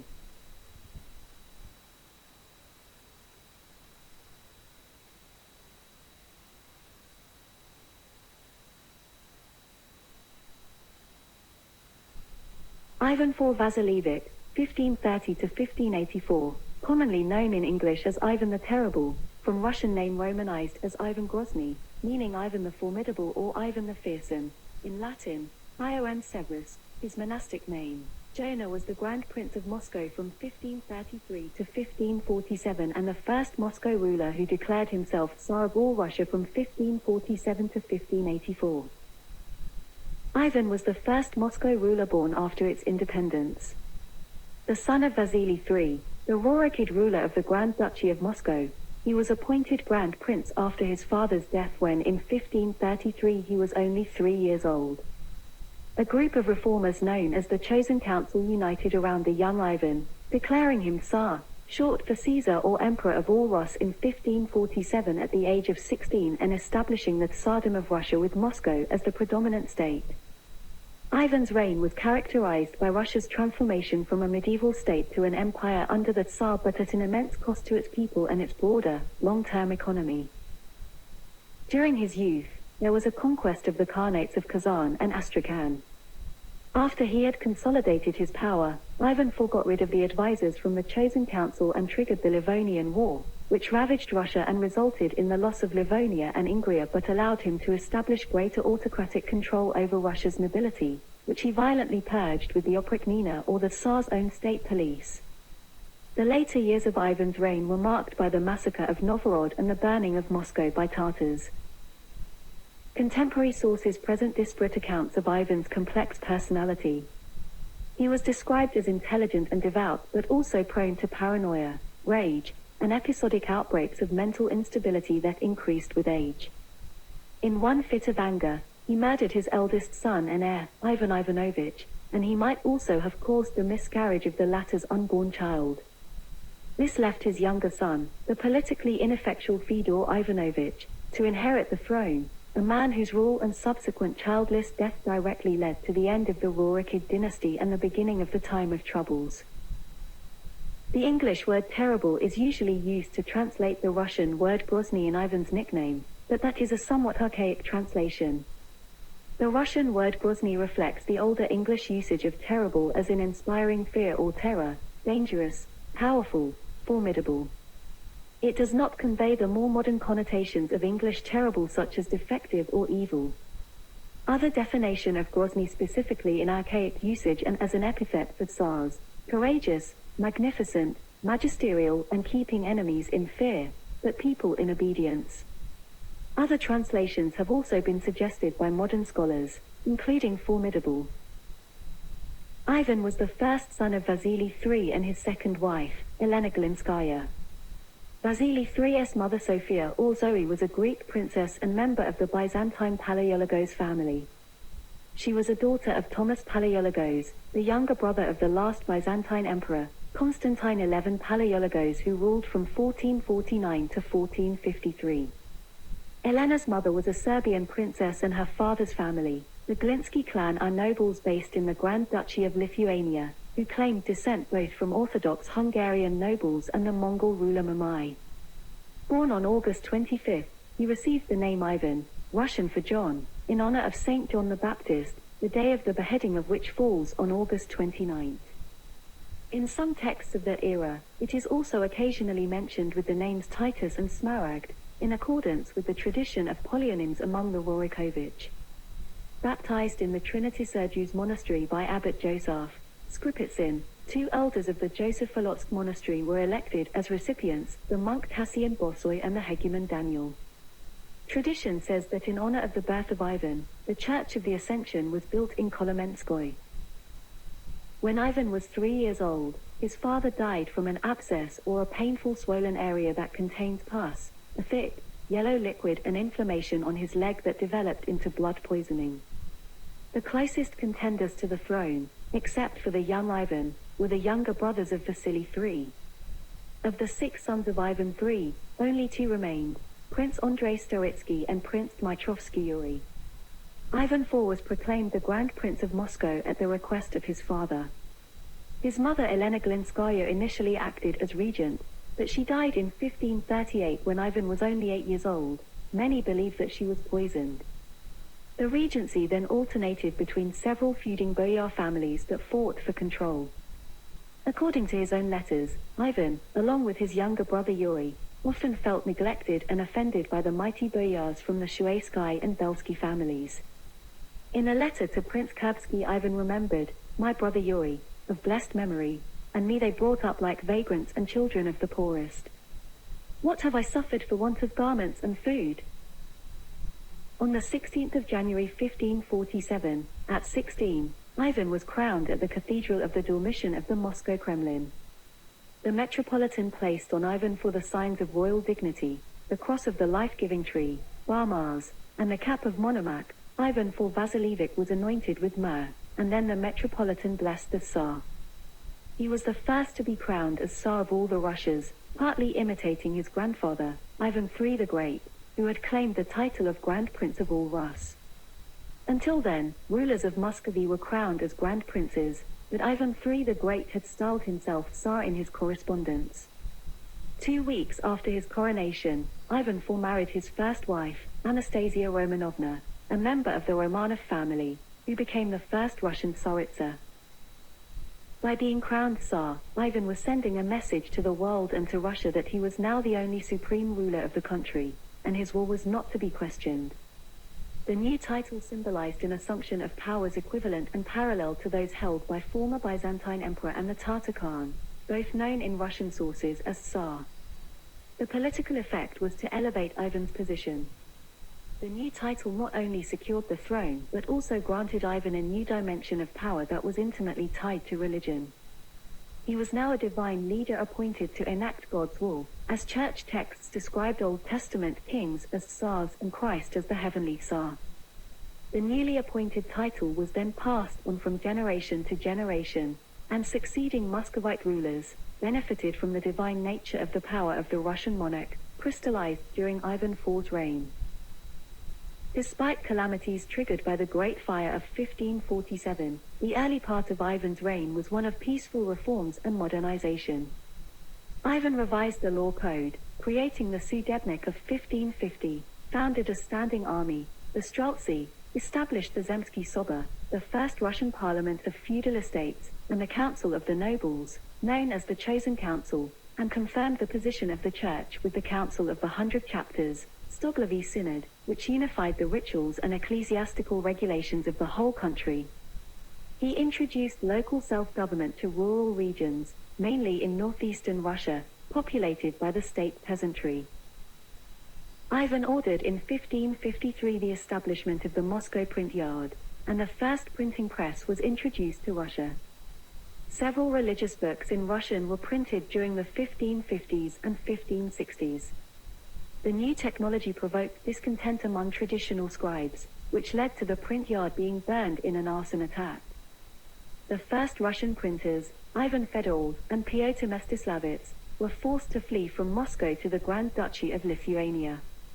Nevertheless, the printing of books resumed from 1568 onwards, with Andronik Timofeyevich Nevezha and his son Ivan now heading the print yard. Ivan had St. Basil's Cathedral constructed in Moscow to commemorate the seizure of Kazan. There is a legend that he was so impressed with the structure that he had the architect, Postnik Yakovlev, blinded so that he could never design anything as beautiful again.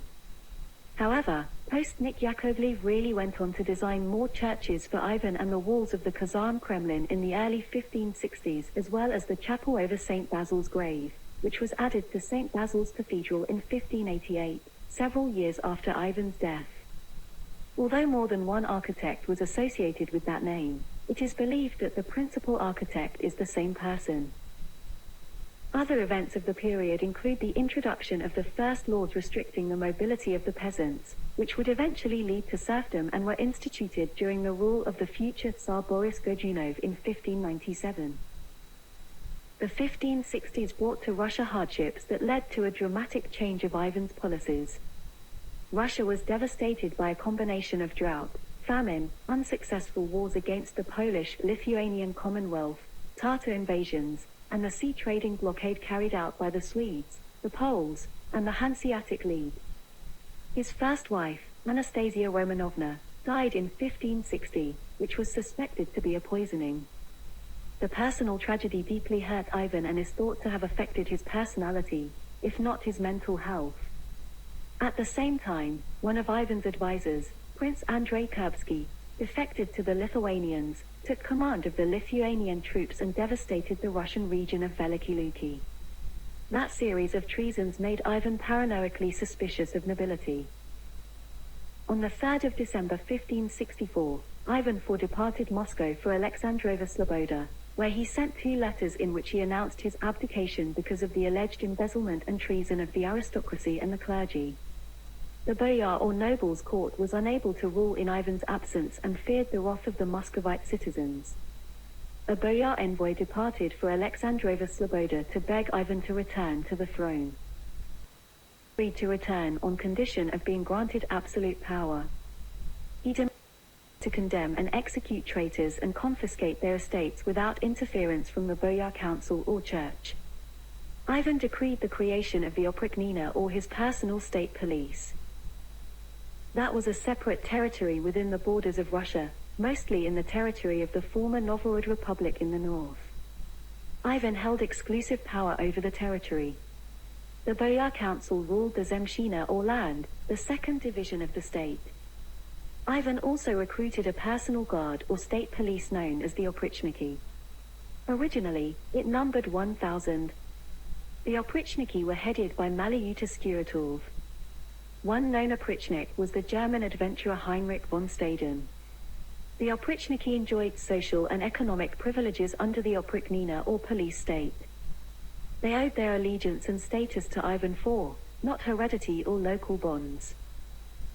The first wave of persecutions targeted primarily the princely clans of Russia, notably the influential families of Suzdal. Ivan executed, exiled, or forcibly tonsured prominent members of the boyar or nobles' clans on questionable accusations of conspiracy. Among those who were executed were the Metropolitan Philip and the prominent warlord Alexander Gorbatushuski. In 1566, Ivan extended the Oprichnina to 8 central districts. Of the 12,000 nobles, 570 became Oprichniki and the rest were expelled. Under the new political system, the Oprichniki were given large estates but, unlike the previous landlords, could not be held accountable for their actions. The men took virtually all the peasants possessed, forcing them to pay in 1 year as much as they used to pay in 10. That degree of oppression resulted in increasing cases of peasants fleeing, which, in turn, reduced the overall production.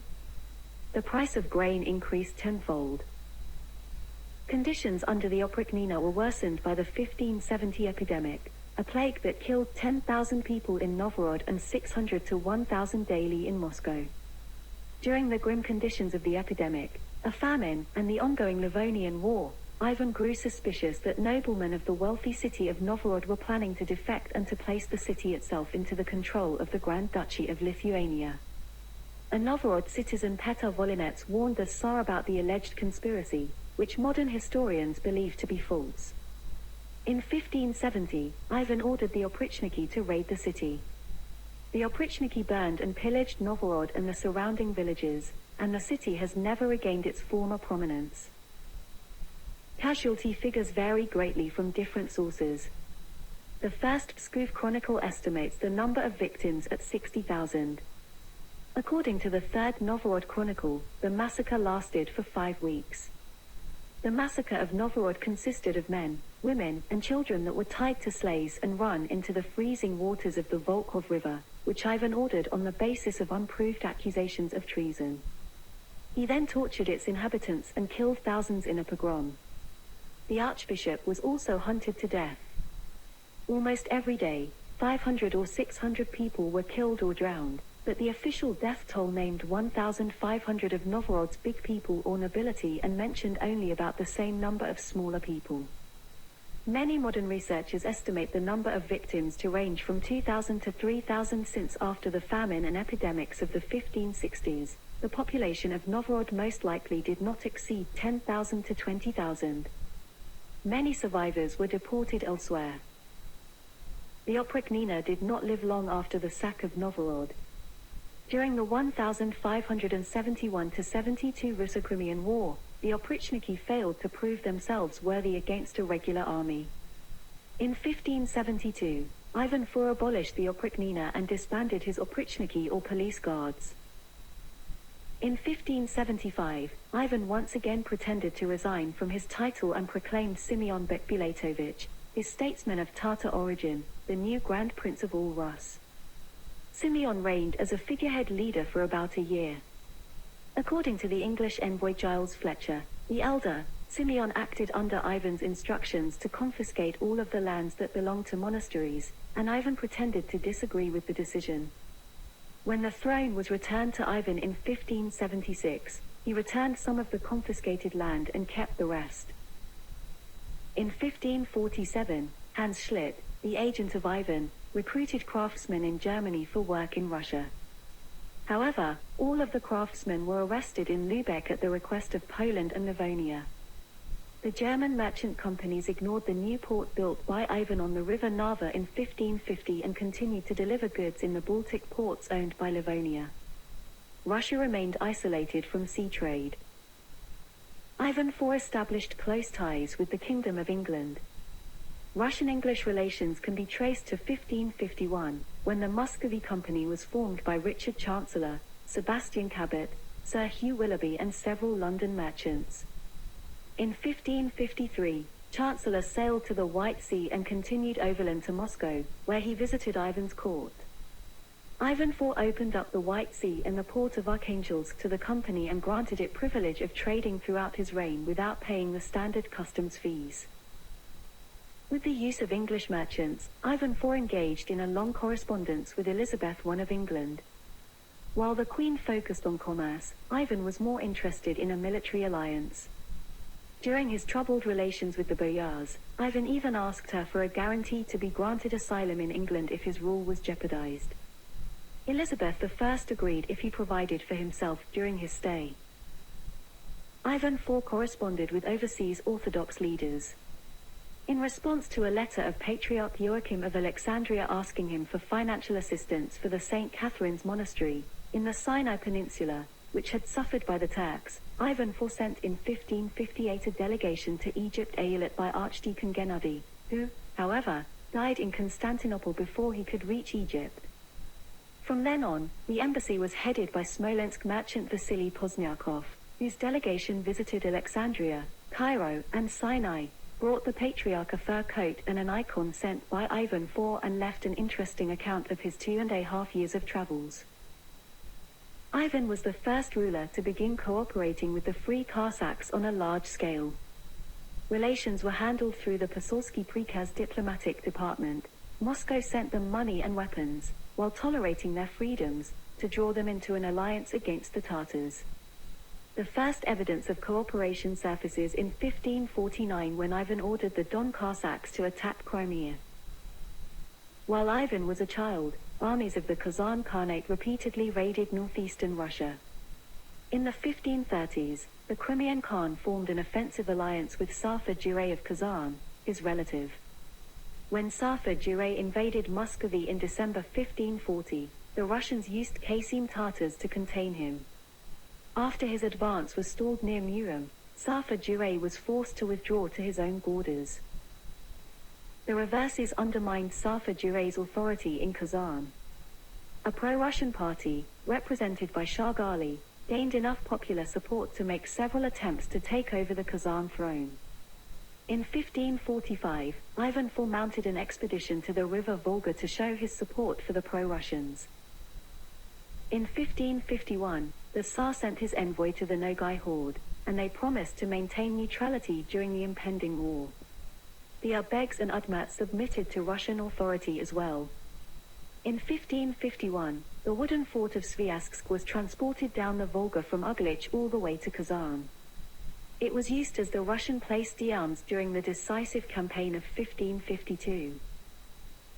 On the 16th of June 1552, Ivan led a strong Russian army towards Kazan. The last siege of the Tatar capital commenced on the 30th of August. Under the supervision of Prince Alexander Gorbatushuski, the Russians used battering rams and a siege tower, undermining and 150 cannons. The Russians also had the advantage of efficient military engineers. The city's water supply was blocked and the walls were breached. Kazan finally fell on the 2nd of October, its fortifications were razed and much of the population massacred. Many Russian prisoners and slaves were released. Ivan IV celebrated his victory over Kazan by building several churches with oriental features, most famously St. Basil's Cathedral on Red Square in Moscow. The fall of Kazan was only the beginning of a series of so-called Cheremiss wars. The attempts of the Moscow government to gain a foothold on the Middle Volga kept provoking uprisings of local peoples, which was suppressed only with great difficulty. In 1557, the First Cheremiss War ended, and the Bashkirs accepted Ivan IV's authority. In campaigns in 1554 and 1556, Russian troops conquered the Astrakhan Khanate at the mouths of the Volga River, and the new Astrakhan fortress was built in 1558 by Ivan Virodkov to replace the old Tatar capital. The annexation of the Tatar Khanates meant the conquest of vast territories, access to large markets and control of the entire length of the Volga River. Subjugating the Muslim Khanates turned Muscovy into an empire. After his conquest of Kazan, Ivan IV is said to have ordered the crescent, a symbol of Islam, to be placed underneath the Christian cross on the domes of Orthodox Christian churches. In 1568, Grand Vizier Sakoli Mehmet Pasha, who was the real power in the administration of the Ottoman Empire under Sultan Selim, initiated the first encounter between the Ottoman Empire and its future northern rival. The results presaged the many disasters to come. A plan to unite the Volga and Don by a canal was detailed in Constantinople. In the summer of 1569, a large force under Qasim Pasha of 1,500 Janissaries, 2,000 Sparks, and a few thousand Azerbs and Akinches was sent to lay siege to Astrakhan and to begin the canal works while an Ottoman fleet besieged Azov. In early 1570, Ivan's ambassadors concluded a treaty at Constantinople that restored friendly relations between the Sultan and the Tsar.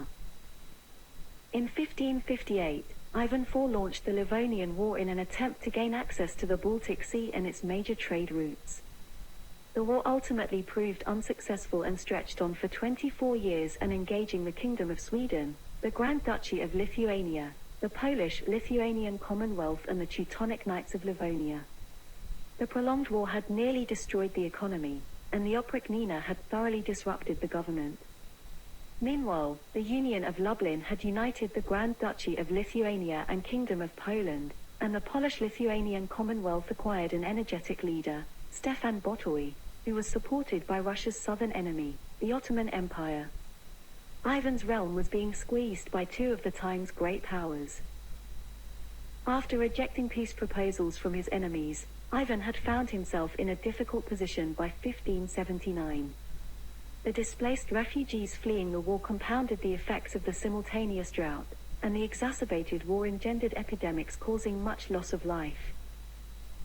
Stefan Batory then launched a series of offensives against Muscovy in the campaign seasons of 1579 to 81 to try to cut the Kingdom of Livonia from Muscovy. During his first offensive in 1579, he retook Polotsk with 22,000 men. During the second, in 1580, he took Veliki Luki with a 29,000-strong force. Finally, he began the siege of Pskov in 1581 with a 100,000-strong army. Narva, in Estonia, was reconquered by Sweden in 1581. Unlike Sweden and Poland, Frederick II of Denmark had trouble continuing the fight against Muscovy. He came to an agreement with John III of Sweden in 1580 to transfer the Danish titles of Livonia to John III. Muscovy recognized Polish-Lithuanian control of Livonia only in 1582. After Magnus von Livland, the brother of Frederick II and a former ally of Ivan IV, died in 1583, Poland invaded his territories in the Duchy of Courland, and Frederick II decided to sell his rights of inheritance. Except for the island of Saaremaa, Denmark had left Livonia by 1585. In the later years of Ivan's reign, the southern borders of Muscovy were disturbed by Crimean Tatars, mainly to capture slaves. Khan Devlet Igire of Crimea repeatedly raided the Moscow region. In 1571, the 40,000-strong Crimean and Turkish army launched a large-scale raid. The ongoing Livonian War made Moscow's garrison to number only 6,000 and could not even delay the Tatar approach. Unresisted, Devlet devastated unprotected towns and villages around Moscow and caused the Fire of Moscow in 1571. Historians have estimated the number of casualties of the fire to be 10,000 to 80,000. To buy peace from Devlet Jure, Ivan IV was forced to relinquish his claims on Astrakhan for the Crimean Khanate, but the proposed transfer was only a diplomatic maneuver and was never actually completed. The defeat angered Ivan. Between 1571 and 1572, preparations were made upon his orders. In addition to Zaseknaya Cherta, innovative fortifications were set beyond the Oka River, which defined the border. The following year, Devlet launched another raid on Moscow, now with a numerous horde, reinforced by Turkish janissaries equipped with firearms and cannons. The Russian army, led by Prince Mikhail Vorotinsky, was half the size but was experienced and supported by Streltsy, equipped with modern firearms and Gulyagorods. In addition, it was no longer artificially divided into two parts, the Oprichnina and Zemsky, unlike during the 1571 defeat. On the 27th of July, the horde broke through the defensive line along the Oka River and moved towards Moscow. Troops did not have time to intercept it, but the regiment of Prince Korostinin vigorously attacked the Tatars from the rear. The Khan stopped only 30 kilometers from Moscow and brought down his entire army back on the Russians, who managed to take up defense near the village of Melody. After several days of heavy fighting, Mikhail Vorotinsky with the main part of the army flanked the Tatars and dealt a sudden blow on the 2nd of August, and Korostinin made a sortie from the fortifications. The Tatars were completely defeated and fled. The next year, Ivan, who had sat out in distant Novgorod during the battle, killed Mikhail Vorotinsky. During Ivan's reign, Russia started a large-scale exploration and colonization of Siberia. In 1555, shortly after the conquest of Kazan, the Siberian Khan Yaduga and the Nogai horde, under Khan Ismail, pledged their allegiance to Ivan IV in the hope that he would help them against their opponents. However, Yaduga failed to gather the full sum of tribute that he proposed to the Tsar, and so Ivan did nothing to save his inefficient vassal. In 1563, Yaduga was overthrown and killed by Khan Kuchum, who denied any tribute to Moscow. In 1558, Ivan gave the Stroganov merchant family the patent for colonizing the abundant region along the Kama River, and, in 1574, lands over the Ural Mountains along the rivers Tura and Tobol. The family also received permission to build forts along the Ob River and the Atish River. Around 1577, the Stroganovs engaged the Cossack leader Yermak Timofeyevich to protect their lands from attacks of the Siberian Khan Kuchum. In 1580, Yermak started his conquest of Siberia. With some 540 Cossacks, he started to penetrate territories that were tributary to Kuchum.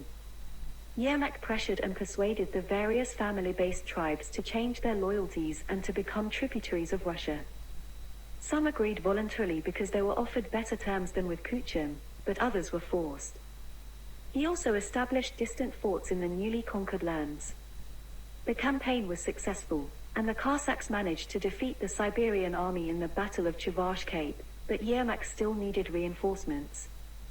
He sent an envoy to Ivan the Terrible with a message that proclaimed Yermak conquered Siberia to be part of Russia, to the dismay of the Stroganovs, who had planned to keep Siberia for themselves. Ivan IV agreed to reinforce the Cossacks with his streltsy, but the detachment sent to Siberia died of starvation without any benefit. The Cossacks were defeated by the local peoples, Yermak died and the survivors immediately left Siberia. Only in 1586, 2 years after the death of Ivan IV, would the Russians manage to gain a foothold in Siberia by founding the city of Tyumen. Ivan IV the Terrible died on the 28th of March, or the 18th of March Julian calendar, 1584, aged 53. He was Grand Prince of Moscow for 51 years at the age of 3. His reign was the longest of all Russian rulers and Tsars. He was succeeded by Fyodor I Ivanovich, also known as Fyodor the Bellringer or Zvorna in Russian, who was the last Rurikid Tsar of Russia. Ivan the Terrible had at least 6, possibly 8, wives, although only 4 of them were recognized by the church. 3 of them were allegedly poisoned by his enemies or by rivaling aristocratic families who wanted to promote their daughters to be his brides. They were Anastasia Romanovna, Tsarevna Anna Ivanovna, Tsarevna Maria Ivanovna, Tsarevich Dmitry Ivanovich, Tsarevich Ivan Ivanovich, Tsarevna Eudoxia Ivanovna, Tsar Fyodor I of Russia who would later succeed Ivan IV, Maria Temryukovna, Tsarevich Vasily Ivanovich, Marfa Sobokhina, Anna Koltovskaya who in 1572 was sent to a monastery. This was the last of his church-authorized weddings. She was later canonized as Saint Doria, a locally venerated saint. Anna Vasilchikova who in 1575 or 76 was sent to monastery. Vasilisa Melentyeva, Maria Dolgorukaya, Maria Nagaya, a widow. Tsarevich Dmitry Ivanovich who was later canonized as Saint Right-believing Demetrius of Uglich and Moscow, Tsarevich. In 1581, Ivan the Terrible beat his pregnant daughter-in-law, Yelena Sheremetova, for wearing immodest clothing, which may have caused her to suffer a miscarriage. Upon learning of the altercation, his second son, also named Ivan, engaged in a heated argument with his father. The argument ended with the elder Ivan fatally striking his son in the head with his pointed staff. The event is depicted in the famous painting by Ilya Repin, Ivan the Terrible and his son Ivan on Friday, the 16th of November 1581, better known as Ivan the Terrible killing his son. Ivan IV was a poet and a composer of considerable talent. His orthodox liturgical hymn, Stykien No. 1 in honor of St. Peter, and fragments of his letters were put into music by the Soviet composer Rodion Shekhidrin. The recording, the first Soviet-produced CD, was released in 1988 to mark the millennium of Christianity in Russia. Ivan was also a pamphleteer of genius. The letters are often the only existing source on Ivan's personality and provide crucial information on his reign. Ivan IV was a devoted follower of Christian orthodoxy but in his own specific manner. He placed the most emphasis on defending the divine right of the ruler to unlimited power under God. Some scholars explain the sadistic and brutal deeds of Ivan the Terrible with the religious concepts of the 16th century, which included drowning and roasting people alive or torturing victims with boiling or freezing water, corresponding to the torments of hell. That was consistent with Ivan's view of being God's representative on earth with a sacred right and duty to punish. He may also have been inspired by the model of Archangel Michael with the idea of divine punishment. Despite the absolute prohibition of the church for even the 4th marriage, Ivan IV had 7 wives, and even while his 7th wife was alive, he was negotiating to marry Mary Hastings, a distant relative of Queen Elizabeth I of England. Of course, polygamy was also prohibited by the church, but Ivan planned to put his wife away. Ivan freely interfered in church affairs by ousting Metropolitan Philip and ordering him to be killed and accusing of treason and deposing the second oldest hierarch, Novgorod Archbishop Pimen. Many monks were tortured to death during the massacre of Novgorod. Ivan was somewhat tolerant of Islam, which was widespread in the territories of the conquered Tatar Khanates, since he was afraid of the wrath of the Ottoman Sultan. However, his antisemitism was so fierce that no pragmatic considerations could hold him back. For example, after the capture of Polotsk, all unconverted Jews were drowned, despite their role in the city's economy. Ivan IV died from a stroke while he was playing chess with Bogdan Belsky on the 28th of March 1584. Upon Ivan's death, the Russian throne was left to his unfit middle son, Fyodor I, a weak-minded figure. Fyodor died childless in 1598, which ended the Rurikid dynasty reign over Russia and ushered in the time of troubles. The only authentic lifetime portrait of Ivan IV is embossed on the binding of the first printed apostle of 1564. Little is known about Ivan's appearance, as virtually all existing portraits were made after his death and contain uncertain amounts of artists' impression. In 1567, the ambassador Daniel Prince von Büschow described Ivan as follows: "He is tall, stout, and full of energy. His eyes are big, observing and restless. His beard is reddish-black, long and thick, but most other hairs on his head are shaved off according to the Russian habits of the time." According to Ivan Kateryov-Rostovsky, the son-in-law of Michael I of Russia, Ivan had an unpleasant face with a long and crooked nose. He was tall and athletically built, with broad shoulders and a narrow waist. In 1963, the graves of Ivan IV and his sons were excavated and examined by Soviet scientists. Chemical and structural analysis of his remains disproved earlier suggestions that Ivan suffered from syphilis or that he was poisoned by arsenic or strangled. At the time of his death, he was 178 centimeters tall or 5 feet and 10 inches, and weighed 85 to 90 kilograms or 187 to 198 pounds. His body was rather asymmetrical, had a large amount of osteophytes uncharacteristic of his age and contained excessive concentration of mercury. Researchers concluded that Ivan was athletically built in his youth but, in his last years, had developed various bone diseases and could barely move. They attributed the high mercury content in his body to his use of ointments to heal his joints. Ivan IV completely altered Russia's governmental structure, establishing the character of modern Russian political organization. Ivan's creation of the Oprichnina or state police, answerable only to him, afforded him personal protection but also curtailed the traditional powers and rights of the boyars. Henceforth, Tsarist autocracy and despotism would lie at the heart of the Russian state. Ivan bypassed the Mestnikestvo, the feudal hierarchical system based on seniority, and offered positions of power to his supporters among the minor gentry. The empire's local administration combined both locally and centrally appointed officials. The system proved durable and practical and sufficiently flexible to tolerate later modification. Ivan's expedition against Poland failed at a military level, but it helped extend Russia's trade, political and cultural links with other European states. Peter the Great built on those connections in his bid to make Russia a major European power. At Ivan's death, the empire encompassed the Caspian to the southwest and western Siberia to the east. His southern conquests ignited several conflicts with the expansionist Turkey, whose territories were thus confined to the Balkans and the Black Sea regions. Ivan's management of Russia's economy proved disastrous, both in his lifetime and afterward. He had inherited a government in debt, and in an effort to raise more revenue for his expansionist wars, he instituted a series of increasingly unpopular and burdensome taxes. Successive wars drained Russia of manpower and resources and brought it to the brink of ruin. After Ivan's death, his empire's nearly ruined economy contributed to the decline of his own Rurik dynasty, leading to the time of troubles. Ivan's notorious outbursts and autocratic whims helped characterize the position of Tsar as one accountable to no earthly authority but only to God. Tsarist absolutism faced few serious challenges until the 19th century.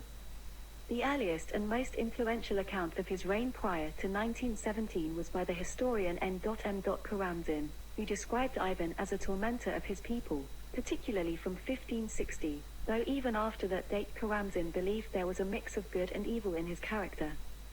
In 1922, the historian Robert Whipper, who later returned to his native Latvia to avoid living under communist rule, wrote a biography that reassessed Ivan as a monarch who loved the ordinary people and praised his agrarian reforms.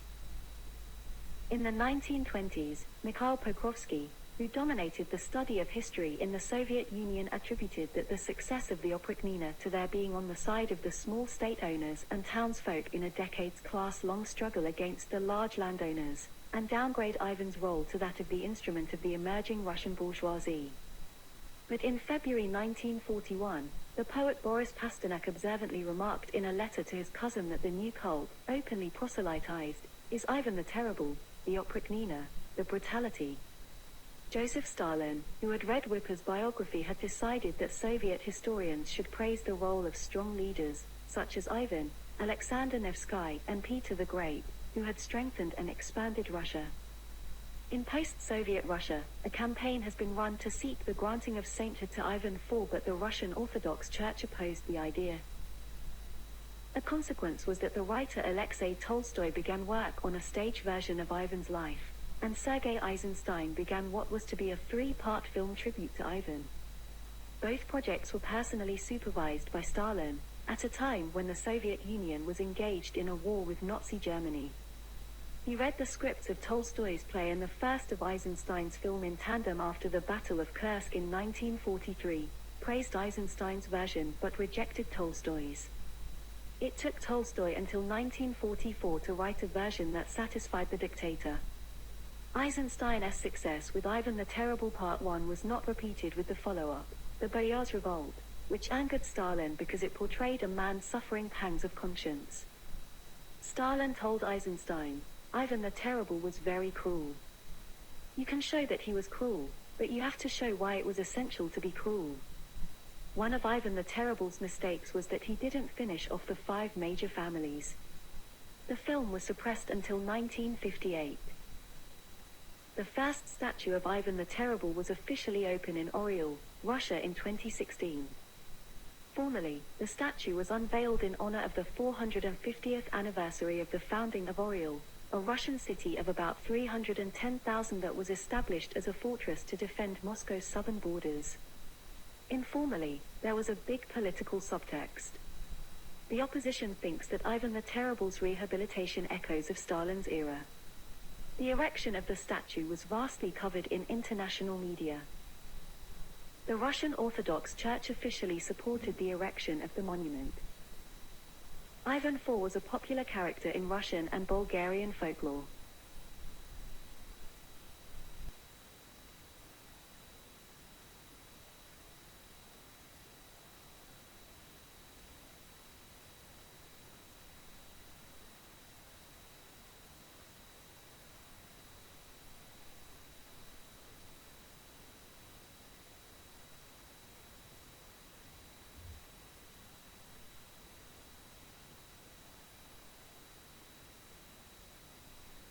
Fyodor I Ivanovich, the 31st of May 1557 to the 17th of January 1598, also known as Fyodor the Bellringer, Russian, Svorna, because of his piety to calling people to church worship, was the last Rurikid Tsar of Russia who ruled from 1584 to 1598 AD.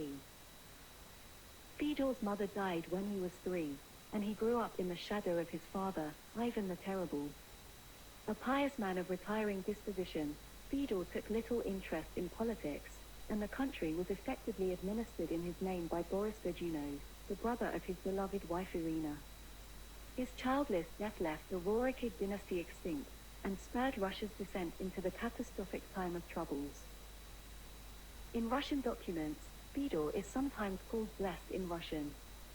He is also listed in the great synaxarists of the Orthodox Church, with his feast day on January 7th in the Julian calendar. Fyodor I was born in Moscow, the son of Ivan the Terrible by his first wife Anastasia Romanovna. Although he was the 6th and youngest child of his mother, he grew up with only one older brother, Ivan, because all his other older siblings died before Fyodor was 1 year old. His mother also died by the time Fyodor was 3 years old, and her death greatly affected his father, who had been very attached to his wife. Ivan the Terrible began to earn his sobriquet or nickname the Terrible during the years of Fyodor's childhood. He also took a series of other wives, but Fyodor's only surviving half-sibling, Dmitry Ivanovich, was fully 25 years younger than him. Fyodor therefore grew up in the shadow of a terrible father, with no mother to succor him, and only his older brother Ivan for family solidarity. He grew to be sickly of health and diffident of temperament. He was extremely pious by nature, spending hours in prayer and contemplation. He was very fond of visiting churches, and would often cause the bells to be rung according to a special tradition in the Russian Orthodox Church. For this reason, he is known to history as Fedor the Bell Ringer. In Russian documents, he is sometimes called Blessed, or in Russian, Blazhenny. He is also listed in the great Synaxarists of the Orthodox Church, with his feast day on January 7th. Overall, he was considered a good-natured, simple-minded man who took little interest in politics. By some reports, he may have suffered from intellectual disability or learning disability, but this may have been a misinterpretation of his nature and behavior. In 1580, Fedor I married Irina or Alexandra Feodorovna Godunova, 1557 to 1603, a sister of Ivan's minister, Boris Godunov. Although the marriage was arranged by the Tsar and the couple knew nothing of each other before their wedding day, they went on to have a strong marriage. The lonely Fedor soon grew extremely close to his wife, to a degree that was unusual for that period and milieu. Husband and wife shared a relationship of warmth and trust which was the sovereignty of Fedor's life as long as he lived. However, the marriage did not immediately produce children, and may not have even been consummated for some years. It was only in 1592, after almost 12 years of marriage, that Tsaritsa Irina gave birth to a daughter, who was named Feodosia after her father. Fedor and his wife doted on their daughter, who however died aged 2 in 1594. There were no other children from the marriage. In November 1581, Fedor's elder brother Ivan Ivanovich was killed by their father in a fit of rage. His death meant that Fedor became the heir to his father's throne. He had never been considered a candidate for the Russian throne until that moment, and was not a little daunted by the prospect. 1 year later, in October 1582, his father's latest wife bore a son, Dmitry Ivanovich, who was Fedor I's only surviving sibling. Ivan the Terrible died in March 1584, and Fedor became Tsar. 2 months later, on the 31st of May 1584, he was crowned Tsar and autocrat of all Russia at Dormition Cathedral in Moscow. Fedor was only the nominal ruler. His wife's brother and trusted minister Boris Godunov legitimized himself, after Ivan IV's death, as a de facto regent for the weak and disabled Fedor. Fedor's failure to sire other children brought an end to the centuries-old central branch of the Rurik dynasty, although many princes of later times are descendants of Rurik as well. Fedor I was succeeded as Tsar by Boris Godunov, the Tsarina's brother. The termination of the dynasty can also be considered to be one of the reasons for the time of troubles. He died in Moscow and was buried at Archangel Cathedral, Kremlin. His troubled reign was dramatized by Alexei Konstantinovich Tolstoy in his verse drama Tsar Fedor Ivanovich in 1868. Unlike his father, Fedor I had no enthusiasm for maintaining exclusive trading rights with the Kingdom of England. Fedor declared his kingdom open to all foreigners, and dismissed the English ambassador Sir Jerome Bose, whose pomposity had been tolerated by Fedor's father. Elizabeth I sent a new ambassador, Giles Fletcher, the elder, to demand of Boris Godunov that he convince the Tsar to reconsider. The negotiations failed because Fletcher addressed Fedor with 2 of his titles omitted. Even after this setback, Elizabeth I continued to address Fedor on that topic in half-appealing, half-reproachful letters. She proposed an alliance between Russia and England, something which she had refused to do when it had been sought by Fedor's father, but he turned her down. Tsar Fedor I Ivanovich died on the 17th of January 1598, aged 40, in Moscow. He ruled for about 14 years and was succeeded temporarily for 9 days by his wife, Tsarina consort of Russia, Irina Godunov, whose brother Boris Godunova would take the throne for himself with the support of Patriarch Job of Moscow and the Zemsky Soba, or the medieval Tsardom's parliament or Moscow Senate to become Tsar, as he has no male heir to succeed him. Thus the Rurikid dynasty that had ruled Russia since 862 AD, when Kiev was captured by Oleg for over 700 years, were extinct. This was what plunged Russia into the time of troubles of false pretenders and usurpers to the imperial throne.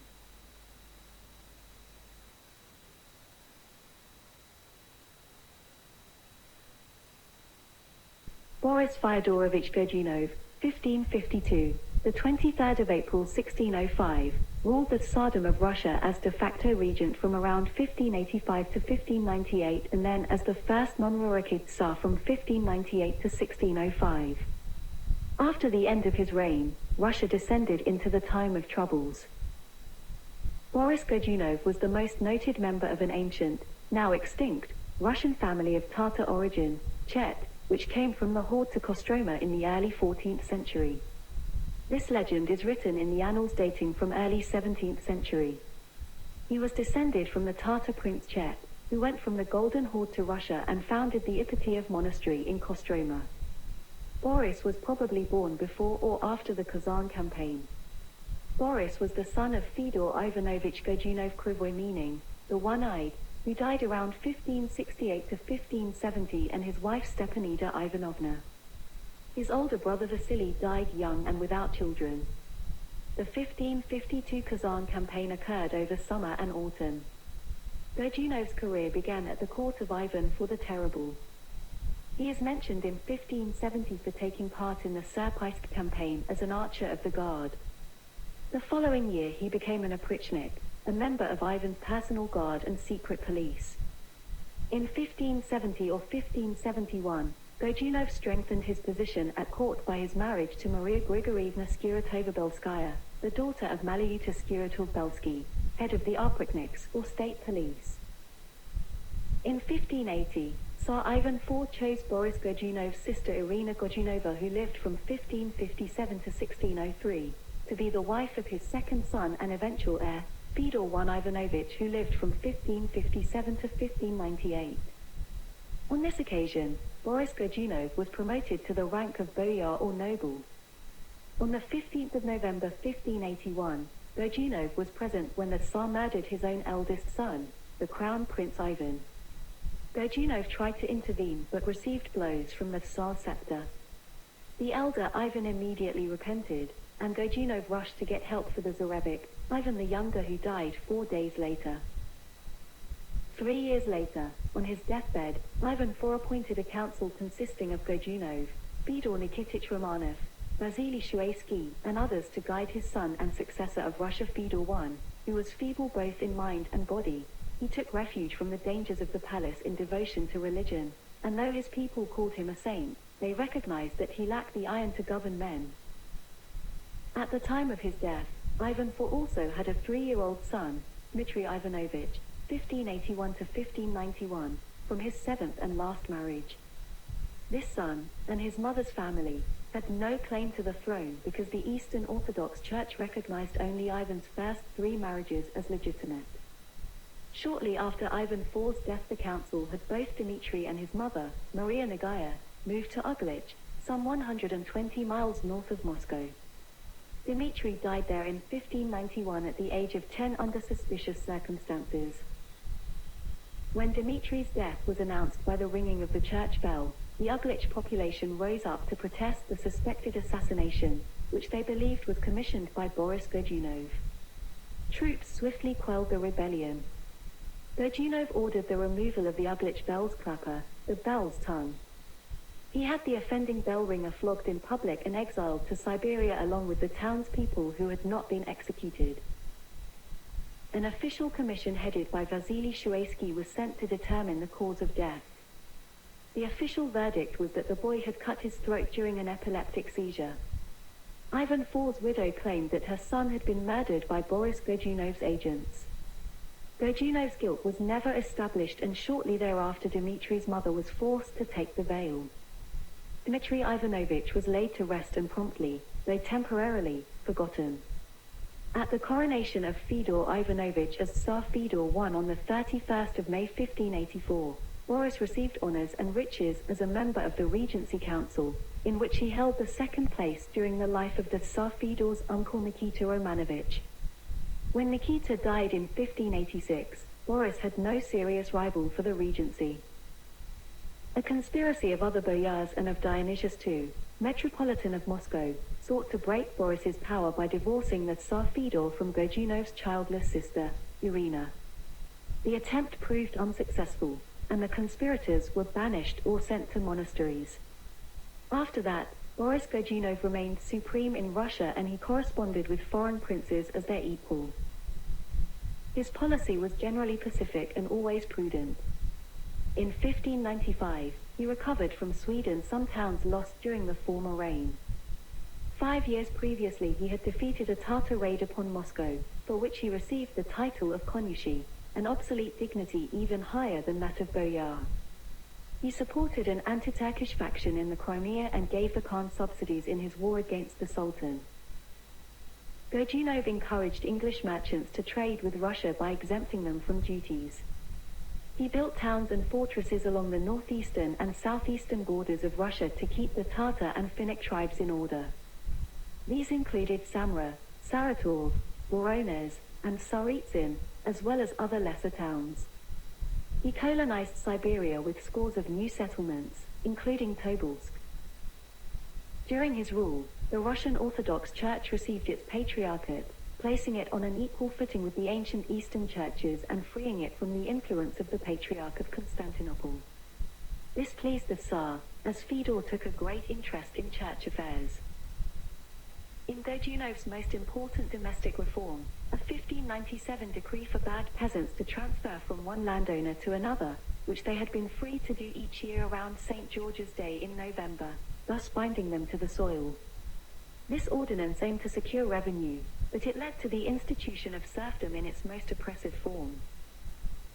On the death of the childless Fedor on the 7th of January 1598, as well as the rumored assassination of Fedor's much younger brother Dmitry, supposedly ordered by Boris himself to guarantee his seat on the throne, self-preservation as much as ambition led Boris' rise to power.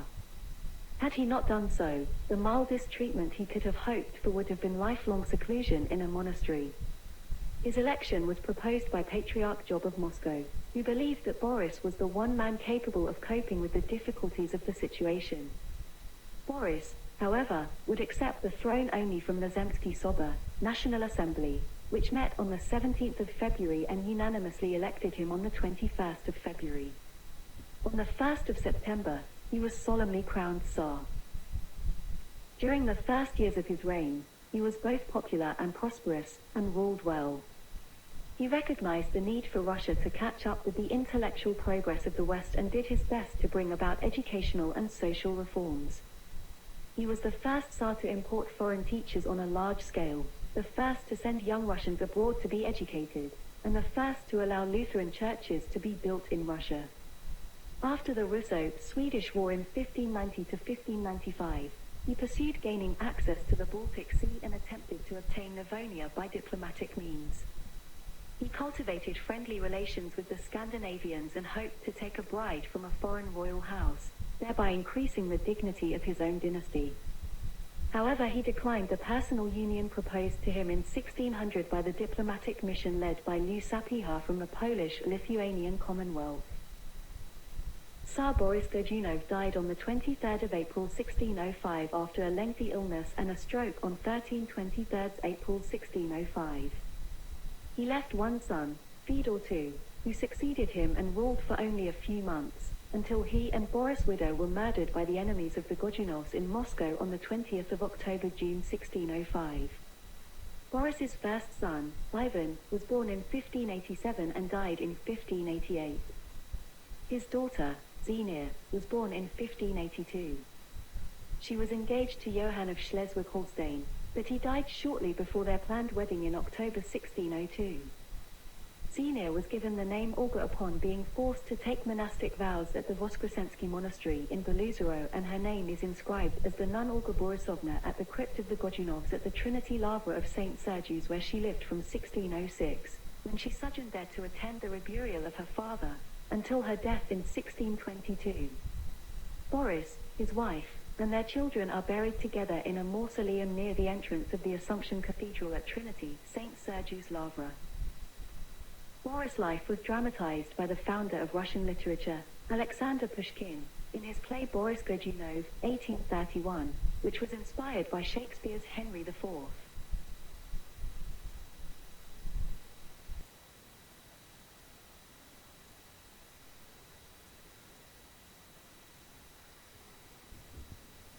Fyodor II was born in Moscow, the son and successor to Boris Godunov. His mother Maria Grigorievna Skirotova-Belskaya was one of the daughters of Malayuta Skiritov, the infamous favorite of Ivan the Terrible. Physically robust and passionately beloved by his father, he received the best education available at that time, and from childhood was initiated into all the minutiae of government, besides sitting regularly in the council and receiving the foreign envoys. He seems also to have been remarkably and precociously intelligent, creating a map of Russia, which is still preserved. It was edited with some additions by Hessel Gerritz in Amsterdam, in 1613, and had been re-edited until 1665. On the sudden death of Boris Godunov, his father, the 16-year-old was proclaimed Tsar on the 13th of April 1605. Though his father had taken the precaution to surround him with powerful friends, he lived from the first moment of his reign in an atmosphere of treachery. On the 11th of June 1605, the envoys of false Dmitry I arrived at Moscow to demand his removal, and the letters that they read publicly in Red Square decided his fate. A group of boyars, unwilling to swear allegiance to Fyodor II the new Tsar, they seized control of the Kremlin and arrested him. On June 10th or 20th, 1605, Fyodor II was strangled in his apartment, together with his mother. Officially, he was declared to have been poisoned, but the Swedish diplomat Peter Petraeus stated that the bodies, which had been on public display, showed traces of a violent struggle. Although aged 16, Fyodor II was known to be physically strong and agile, and it took for men to overpower him.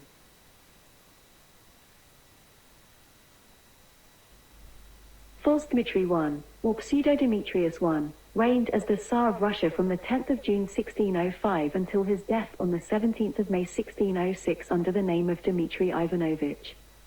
According to historian Chester S. L. Dunning, Dmitry was the only Tsar ever raised to the throne by means of a military campaign and popular uprisings.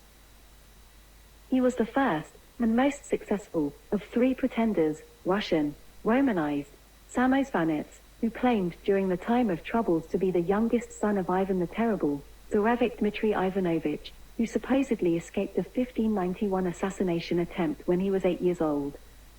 It is generally believed that the real Dmitry of Uglich died in Uglich in 1591.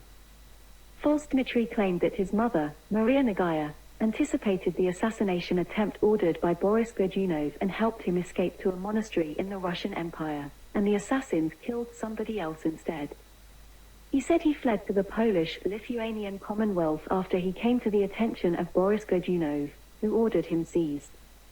Many Polish nobles did not believe his story, but nonetheless supported him.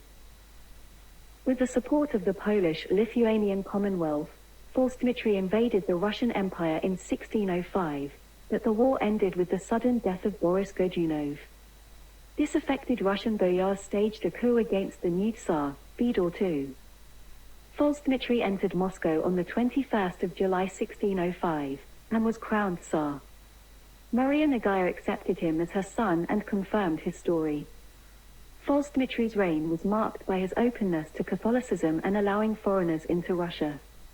This made him unpopular with the boyars, who staged a successful coup and killed him 11 months after he took the throne. His wife of 10 days, Marina, would later accept False Dmitry II as her fallen husband. Dmitry entered history around 1600, after making a positive impression on Patriarch Job of Moscow with his learning and assurance. Tsar Boris Godunov ordered the young man seized and questioned. Dmitry fled to Prince Konstantin Ostrogsky at Ostro, in the Polish-Lithuanian Commonwealth, and subsequently entered the service of the Wisniewicz, a Polonized Ruthenian family. The princes Adam and Mikhail Wisniewicz in particular showed interest in the stories Dmitry told, and who he purported to be, as they gave the Poles an opportunity to capitalize on the political answer in Moscow. Rumors said that Dmitry was an illegitimate son of the Polish king, Stefan Batory, who reigned from 1575 to 1586. According to a later tale, Dmitry blurted out that identity once, when a violent master slapped him. Dmitry's own story was that his mother, Tsar Ivan IV's widow, anticipated Boris Godunov's assassination attempt, and put him into the care of a doctor, who hid him in various monasteries through the years. After the doctor died, Dmitri fled to Poland, and worked briefly there as a teacher before he entered the service of the Wisniewicz. Some who had known Ivan IV later claimed that Dmitri did indeed resemble the young Tsarevich. The young man also possessed such aristocratic skills as horsemanship and literacy, and was fluent in Russian, Polish, and French. Whether or not Dmitri's tale was accurate, the Wisniewicz brothers, Samuel Tyskiewicz, Jan Sapieha, Roman Rosinski, and several other Polish noblemen agreed to back him, and his claim, against Boris Godunov. In March 1604, Dmitri visited the court of Sigismund III Vasa in Krakow. The king provisionally supported him, but did not promise any military help. To attract the powerful Jesuits to his cause, Dmitri publicly converted to Roman Catholicism on the 17th of April 1604, and convinced Papal Nuncio Claudio Rangoni to also back his claim. While at court, Dmitri met Marina Mniszek, daughter of Polish nobleman Jerzy Mniszek. Dmitri and Marina fell in love. When he asked her father for her hand, he was promised it in return for granting the Mniszek's full rights to the Russian towns of Pskov, Novgorod, Smolensk, and Novhorod-Seversky upon his ascension. Boris Godunov received word of Dmitri's Polish support, and spread claims that the younger man was simply a runaway monk called Grigory Otropayev, born Yuri Otropayev. Grigory was the name given to him at the monastery. On what information this claim was based is uncertain. But the Tsar's public support began to wane, especially as Dmitri's loyalists spread counter-rumors. Several Russian boyars also pledged themselves to Dmitri, thereby giving themselves a legitimate reason to not pay taxes to Tsar Boris. Dmitri, having gained the full support of the Polish Commonwealth, formed a small army of approximately 3,500 soldiers from various private forces, and with these men advanced on Russia in March 1605. Boris's many enemies, including the southern Cossacks, joined Dmitri's army on the long march to Moscow. These combined forces fought 2 engagements with reluctant Russian soldiers. Winning the first, they captured Chernigov, Putovl, Sevsk, and Kursk, but they badly lost the second battle. Their cause was only saved by the news of the sudden death of Boris Godunov on the 13th of April 1605. The death of the unpopular Tsar swept away the last impediment to Dmitri. The victorious Russian troops defected to his side, and others swelled the Polish ranks as they marched in.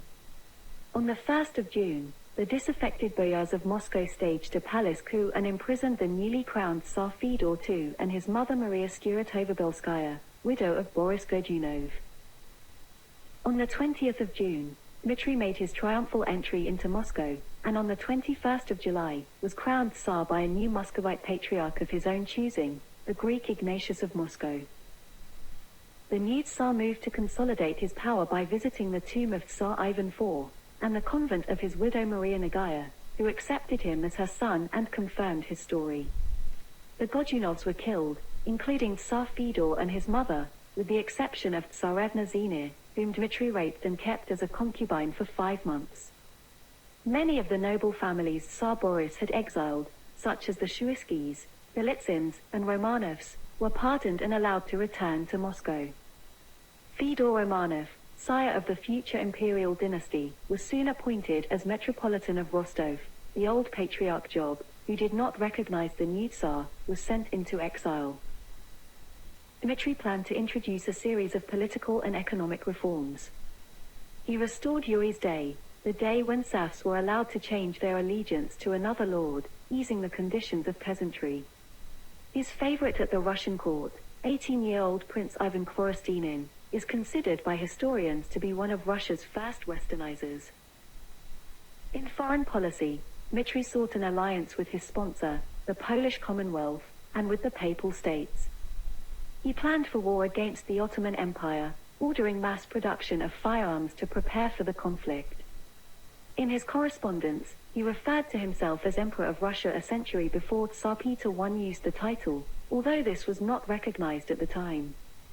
Dmitri's royal depictions featured him clean-shaven, with slick-back dark hair, an unusual look for the era. On the 8th of May 1606, Dmitri married Marina Mniszek in Moscow. When a Russian Tsar married a woman of another faith, the usual practice was that she convert to Eastern Orthodox Christianity. Rumors circulated that Dmitry had obtained the support of Polish King Sigismund and Pope Paul V by promising to reunite the Russian Orthodox Church and the Holy See. So, claimed the rumors, Tsarina Marina did not convert to the Orthodox faith. This angered the Russian Orthodox Church, the boyars, and the population alike. The resentful Prince Vasily Shuaysky, head of the boyars, began to plot against the Tsar, accusing him of spreading Roman Catholicism, Lutheranism, and sodomy. This gained traction and popular support, especially since Dmitry surrounded himself with foreigners who flouted Russian customs. According to Russian chronicler Avrami Palatin, Dmitry further enraged many Muscovites by permitting his Catholic and Protestant soldiers, whom the Russian Church regarded as heretics, to pray in Orthodox churches.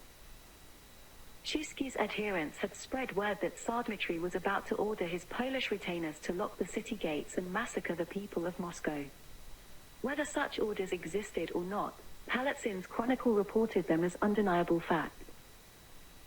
On the morning of the 17th of May 1606, 10 days after Dmitry's marriage to Marina, huge numbers of boyars and commoners stormed the Kremlin. Dmitry tried to flee by jumping out a window, but fractured his leg in the fall. He fled to a bathhouse and tried to disappear within. But he was recognized and dragged out by the boyars, who killed him lest he successfully appeal to the crowd. His body was displayed then cremated, with the ashes allegedly shot from a cannon towards Poland. According to Palatin, Dmitry's death set off a massacre of his supporters. He boasted in his chronicle that a great amount of heretical blood was spilled on the streets of Moscow. One reason for the violence was the number of bloodthirsty soldiers and mercenaries who lost their positions when false Dmitry died. The new Tsar, Vasily IV, wanted to disband the army. It refused to do so without pay, and rioted and looted. Dmitry's reign had lasted only 11 months before Prince Shuaysky as Tsar Vasily IV took his place. Two further impostors later appeared, false Dmitry II and false Dmitry III, the first of whom was publicly accepted by Tsarina Marina as her fallen husband. False Dmitry is one of the primary characters in Alexander Pushkin's blank verse drama Boris Godunov.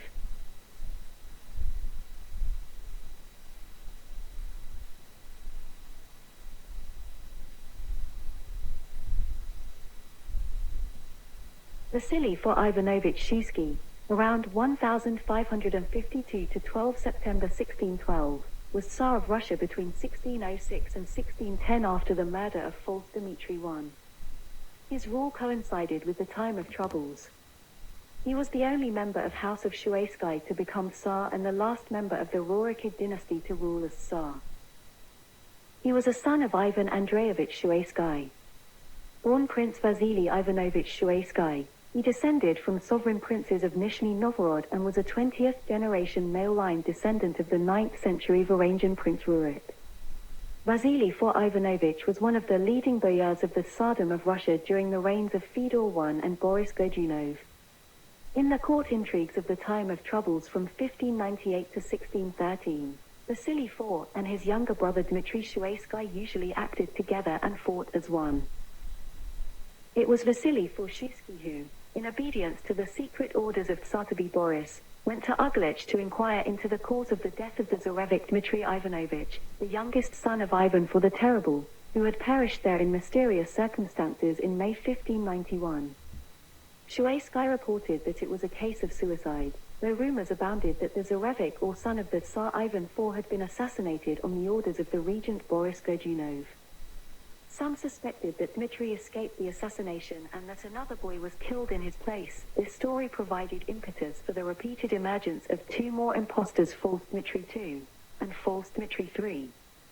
On the death of Boris, who had become Tsar, and the accession of Boris's son Fyodor II in 1605, Shuaysky went back upon his own words in order to gain favor with the pretender false Dmitry I, who was attempting to gain the throne by impersonating the dead Tsarevich Dmitry I Ivanovich. Shuaysky recognized the pretender as the real Dmitry, despite having earlier determined that the boy had committed suicide. Soon afterwards, the young Tsar Fyodor I fell victim to an assassination. Shuisky then turned against the false Dmitry I and brought about his death, in May 1606, by stating that the real Dmitry had indeed been slain and that the reigning Tsar Dmitry I was an impostor, a false Dmitry I. After the pseudo-Dmitry I's death, Shuisky's adherents proclaimed him Tsar Vasily IV on the 19th of May 1606. He reigned until the 19th of July, but was never generally recognized. Even in Moscow itself he had little or no authority, and he only avoided deposition by the dominant boyars because they had no one to replace him with. Without a Tsar at large, the fragile peace that false Dmitry I built up between his warring boyars now collapses into violence with astonishing speed. Russian nobles and people were uprising in southern Russia. Vasily IV plot backfires on him, setting off the rest of the country on civil wars.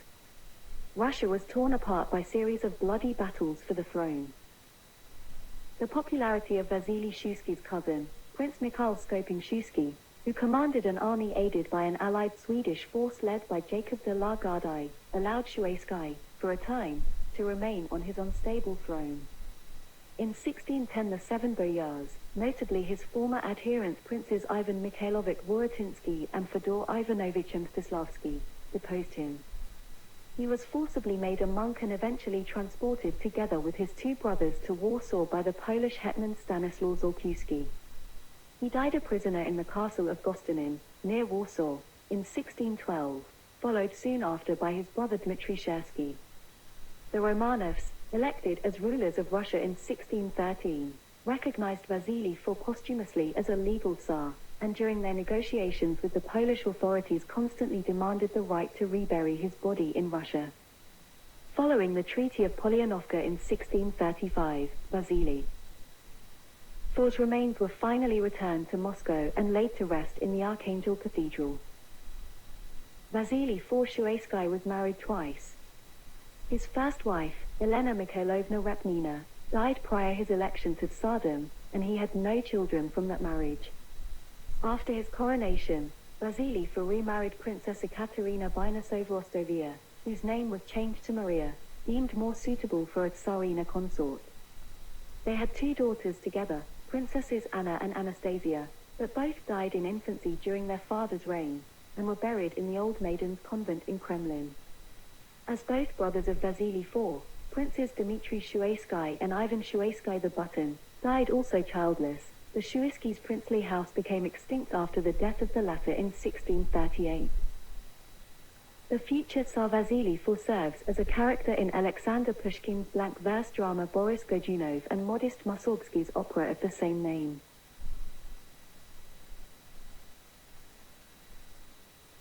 Władysław IV Vasa or Ladislaus IV of Poland, the 9th of June 1595 to the 20th of May 1648, was King of Poland, Grand Duke of Lithuania and claimant of the thrones of Sweden, and from the 19th of July 1610 to the 21st of February 1613, Russia. He ruled Poland and other territories which he conquered from 1632 until his death in 1648. Władysław IV was the eldest son of Sigismund III Vasa and his wife, Anna of Austria. Born into the House of Vasa, Władysław was elected Tsar of Russia by the seven boyars in 1610 when the Polish army captured Moscow, but did not assume the throne of Moscow due to his father's position and wary of a popular uprising because he is a Roman Catholic like his father. Nevertheless, until 1634 he used the titular title of Grand Duke of Muscovy, a principality centered around Moscow. During his absence as Tsar in Moscow, there were pretenders to the throne, a false Dmitry II who ruled until the 21st of December 1610 and another false Dmitry III who ruled from July 1611 to May 1612. King Sigismund III of Poland suffered a sudden heart attack on the 23rd of April 1632 and died a week later in the morning hours of the 30th of April. Władysław IV his son was crowned as King of Poland in the Warhol Cathedral, in Krakow on the 6th of February in 1633. In an attempt to take advantage of the confusion expected after the death of the Polish king, Tsar Michael I of Russia invaded the Polish-Lithuanian Commonwealth. A Muscovite army crossed the Commonwealth eastern frontier in October 1632 and laid siege to Smolensk, which was ceded to Poland by Russia in 1618, at the end of the Dmitriad Wars. In the War-Smolensk War against Russia in 1632 to 1634, Władysław broke the siege in September 1633 and then in turn surrounded the Russian army under Mikhail Shine, which was then forced to surrender on the 1st of March 1634.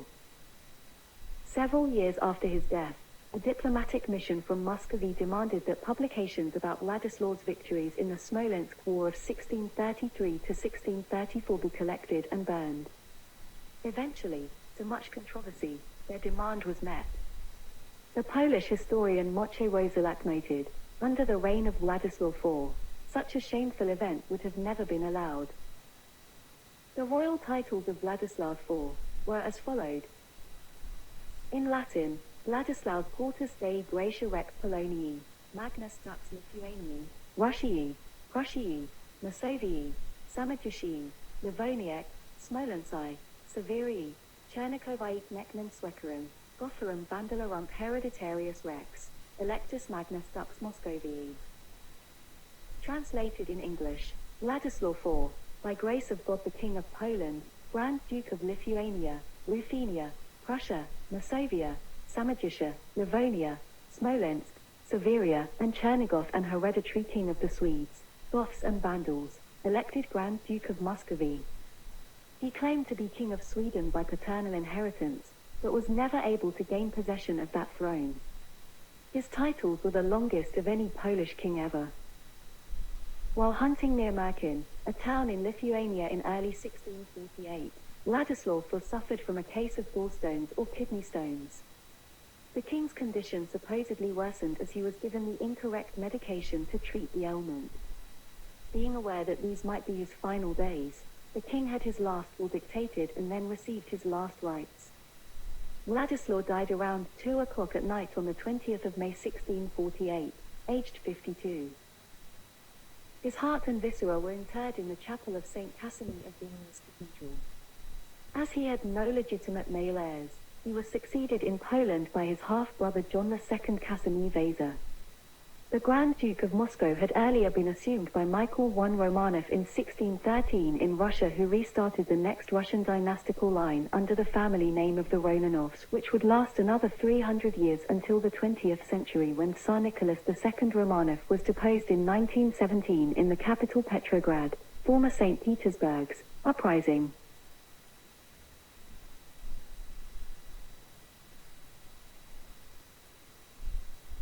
Michael I, Russian name, Mikhail Fyodorovich Romanov, born on the 22nd of July 1596, died on the 22nd of July 1645, became the first Russian Tsar of the House of Romanov after the Zemsky Sobor or Russian Parliament or State Assembly of 1613 elected him to rule the Tsardom of Russia. He was the son of Fyodor Nikitich Romanov, later known as Patriarch Filaret, and of Zenir, later known as the Great Nun Martha. He was also a first cousin once removed of the last Rurikid Tsar Fyodor I through his great-aunt Anastasia Romanovna, who was the mother of Fyodor I, and through marriage, a great-nephew-in-law with Tsar Ivan IV of Russia. His accession marked the end of the time of troubles. During his reign, Russia conquered most of Siberia with the help of the Cossacks and the Stroganov family. Russia had extended from the vicinity of the Ural Mountains to the Pacific Ocean by the end of Michael's reign. Michael's grandfather, Nikita, was brother to the first Russian Tsaritsa Anastasia and a central advisor to Ivan the Terrible. As a young boy, Michael and his mother had been exiled to Beluzero in 1600. This was a result of the recently elected Tsar Boris Godunov, in 1598, falsely accusing his father, Fyodor, of treason. This may have been partly because Fyodor had married Ksenia Shestova against Boris' wishes.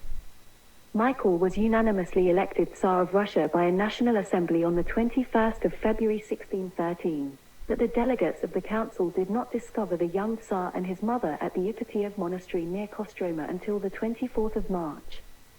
He had been chosen after several other options had been removed, including royalty of Poland and Sweden. Initially, Martha protested, believing and stating that her son was too young and tender for so difficult an office, and in such a troublesome time. Michael I's election and accession to the throne form the basis of the Ivan Susanin legend, which Russian composer Mikhail Glinka dramatized in his opera A Life for the Tsar. Before the election of Mikhail I Romanov as Tsar, Prince Dmitry Timofeyevich Trubetskoy, who was a Russian military and political figure during the time of troubles and one of the leaders in a rebellion against the Polish occupation and the leader of the Zemsky Sobors, or State Duma's provisional government, led a rebellion against the Polish forces under Vladislav IV, who has occupied Moscow since 1610. In the fall of 1612, with an agreement on unity was made which he headed together with Prince Pozharsky and Kuzma Minin the combined military force and the Zemsky government. On October 22, 1612, Cossacks of Dmitry Timofeyevich Trubetskoy stormed Kievgorod. This day, November 4th, became a national holiday of national unity. 2 days later, the Poles began negotiations on surrender, and the time of troubles came to an end. Thus Prince Dmitry Timofeyevich Trubetskoy directed the release of the capital from the Poles, and for the time after the expulsion of the Poles was elected ruler of the Russian state. For his activities, he received the title of Savior of the Fatherland and was one of the contenders for the royal throne at the Zemsky Sobor or Russian Parliament of 1613. However, the 16-year-old Michael was offered the crown, the Monomach's cap and scepter at the Ipatiev Monastery on the 21st of February 1613. In so dilapidated a condition was the capital Moscow at this time that Michael I had to wait for several weeks at the Troitsa Monastery, 75 miles, or 121 kilometers off, before decent accommodation could be provided for him at Moscow. Mikhail I Fyodorovich Romanov was crowned on the 22nd of July 1613, on his 17th birthday. The first task of the new Tsar was to clear the land of the countries occupying it. Sweden and Poland were then dealt with respectively by the Peace of Stolbovo on the 17th of February 1617, and the Truce of Julino on the 1st of December 1618. The most important result of the Truce of Julino was the return from exile of the Tsar's father Fyodor or Filaret, who henceforth took over the government till his death in October 1633, Michael I occupying quite a subordinate position. Michael's reign saw the greatest territorial expansion in Russian history. During his reign, the conquest of Siberia continued, largely accomplished by the Cossacks and financed by the Stroganov merchant family. Tsar Michael I suffered from a progressive leg injury, a consequence of a horse accident early in his life, which resulted in his not being able to walk towards the end of his life. He was a gentle and pious prince who gave little trouble to anyone and effaced himself behind his counselors. Sometimes they were relatively honest and capable men like his father, sometimes they were corrupted and bigoted, like the Saltykov relatives of his mother. He was married twice. He was married off to Princess Maria Vladimirovna Dolgorukova in 1624, but she became ill, and died in early 1625, only 4 months after the marriage. In 1626, he married Eudoxia Strashneva, who lived from 1608 to 1645, who bore him 10 children, of whom 4 reached adulthood, the future Tsar Alexis I and the Tsarevnas Irina, Anna, and Tatiana. Michael's failure to wed his eldest daughter, Irina, with Count Waldemar Christian of Schleswig-Holstein, a morganatic son of King Christian IV of Denmark, in consequence of the refusal of the latter to accept orthodoxy, so deeply afflicted him as to contribute to bringing about his death. Tsar Michael I fell ill in April 1645, with scurvy, dropsy, and probably depression. His doctors prescribed purgatives which did not improve his condition, and after fainting in church on the 12th of July, he died on the 23rd of July 1645 aged 49 after ruling Russia for 32 years. The 2 government offices or prikases that were most important politically were Poselski prikaz or Foreign Office and Razryadny prikaz, a Duma chancellery and a personnel department for both central and provincial administration including military command. Those offices could be pivotal in struggles between boyar or nobility factions, but they were traditionally headed not by boyars but by diak or professional clerks. The first head of the Foreign Office or Poselski prikaz under Michael was Pyotr Trechikov until his death in 1618. He conducted policy of allying with Sweden against Poland. The next one, Ivan Gramotin, had a reputation of a Polanophile or friend of Poland, This appointment was necessary to bring forth his father Philaret's or FEODOR's release from captivity. In the mid-1620s, Philaret began preparations for war with Poland. Grammatin fell in his disfavor and was fired and exiled in 1626. The same fate was shared by Efim Telepnev in 1630 and Fyodor Likhachev in 1631. They too tried to soothe Philaret's belligerent approach. Ivan Gryazev, appointed in 1632, was promoted from second ranks of bureaucracy to fulfill Philaret's orders. After the deaths of Philaret and Gryazev, the post was once again assumed by Grammatin in 1634, and after his retirement in 1635, by Likhachev, with a general course of pacification. The Duma Chancellery or Razryadny Prikaz was first headed by Sadavny Vasiliev.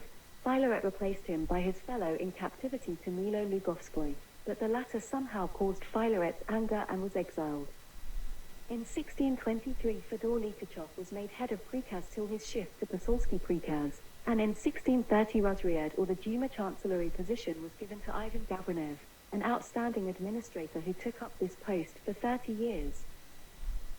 Three other key officers were the Streletsky Prikaz, in charge of the Streltsy regiments who served as Moscow's garrison, Prikaz Bolshoi-Kesny, Minister of the Treasury, and Aptekarsky Prikaz or Pharmacy Office, de facto Ministry of Health, most particularly the TSARS Health. After Philaret's arrival, their former heads were sent away from Moscow, and all three given to Ivan Cherkassky, Philaret's nephew, who proved to be an able and competent administrator and was a de facto prime minister till his death in 1642. Fyodor Sheremetyev, who had succeeded to all Cherkassky's posts, was a rather weak figure. The real power was in the hands of a court-martial, Alexei Lvov.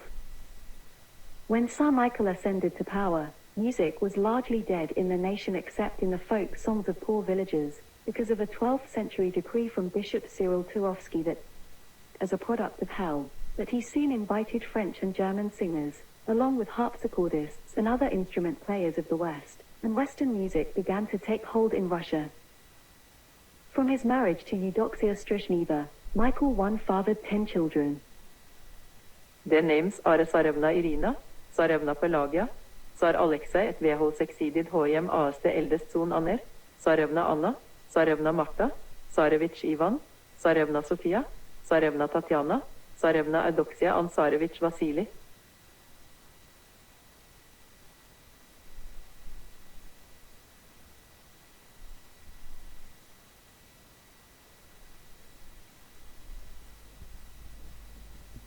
Alexis I or Alexei Mikhailovich in Russian, born the 19th of March 1629, died the 8th of February 1676 aged 46, was the Tsar of Russia from 1645 until his death.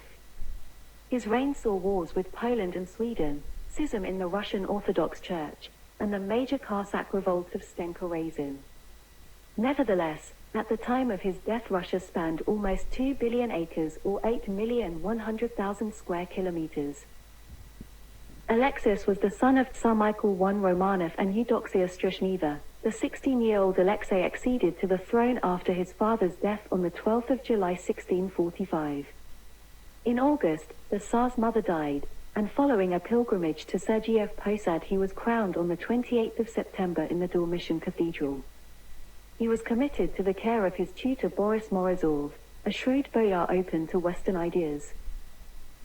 Morozov pursued a peaceful foreign policy, securing a truce with the Polish-Lithuanian Commonwealth and carefully avoiding complications with the Ottoman Empire. His domestic policy aimed at limiting the privileges of foreign traders and abolishing useless and expensive court offices. On the 17th of January 1648, Morozov procured the marriage of the Tsar with Maria Miloslavskaya, himself marrying her sister Anna, 10 days later, both the daughters of Ilya Danilovich Miloslavsky. Morozov was regarded as a corrupt, self-seeking boyar and was accused of sorcery and witchcraft. In May 1648, Muscovites rose against his faction in the Salt Riot, and the young Tsar was compelled to dismiss them and exile Boris to the Kirillo-Belozersky monastery.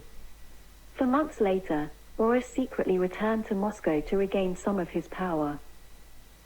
The popular discontent demonstrated by the riot was partially responsible for Alexis' 1649 issuance of a new legal code, the DANILOVICH. In 1648, using the experience of creating regiments of the foreign system during the reign of his father, Alexis I began reforming the army. The main direction of the reform was the mass creation of new order regiments, reiters, soldiers, dragoons and hussars. These regiments formed the backbone of the new army of Tsar Alexis. To fulfill the reform goals, a large number of European military specialists were hired for service. This became possible because of the end of the 30 Years' War, which created a colossal surplus of military professionals in Europe. Throughout his reign, Alexei faced rebellions across Russia. After resolving the 1648 Salt riot, Alexis I faced rebellions in 1650 in the cities of Pskov and Great Novgorod. Alexei put down the Novgorod rebellion quickly, but was unable to subdue Pskov, and was forced to promise the city amnesty in return for surrender. The Metropolitan Nikon distinguished himself at Great Novgorod and in 1651 became the Tsar's chief minister. By the 1660s, Alexei's wars with Poland and Sweden had put an increasing strain on the Russian economy and public finances. In response, Alexei's government had begun minting large numbers of copper coins in 1654 to increase government revenue, but this led to a devaluation of the ruble and a severe financial crisis. As a result, angry Moscow residents revolted in the 1662 copper riot, which was put down violently.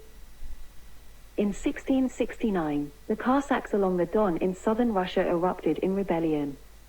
The rebellion was led by Stenka Razin, a disaffected Don Cossack who had captured the Russian terminus of Astrakhan. From 1670 to 1671, Razin seized multiple towns along the Volga River. The turning point in his campaign was his failed siege of Simbirsk in October 1670. Razin was finally captured on the Don in April 1671, and was drawn and quartered in Moscow. In 1651, Safavid troops attacked Russian fortifications in the North Caucasus. The main issue involved the expansion of a Russian garrison on the Koisu River, as well as the construction of several new fortresses, in particular the one built on the Iranian side of the Terek River. The successful Safavid offensive resulted in the destruction of the Russian fortress and its garrison being expelled. In 1653, Alexis, initially thinking about sending the Zaporozhian Cossacks, eventually decided to send an embassy to Persia for a peaceful settlement of the conflict. In August 1653, courtier Prince Ivan Lobanov-Rostov and steward Ivan Komanin traveled from Astrakhan to Isfahan.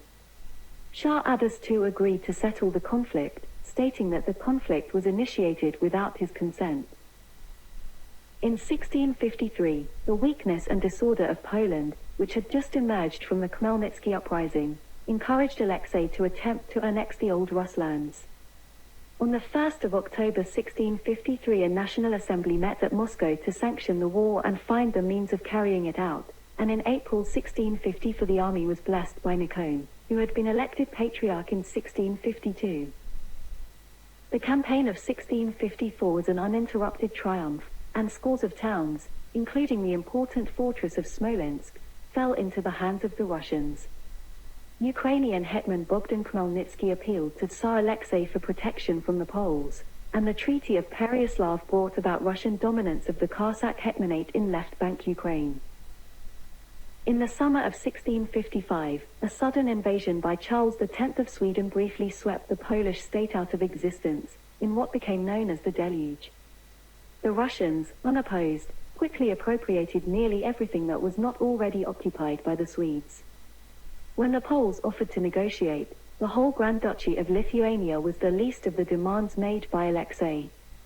However, Alexei and the King of Sweden quarreled over the apportionment of the spoils, and at the end of May 1656, with encouragement by the Habsburg Emperor and the other enemies of Sweden, Alexei declared war on Sweden. Great things were expected by Russia of the Swedish war, but nothing came of it. Dorpat was taken, but countless multitudes of men were lost in vain before Riga.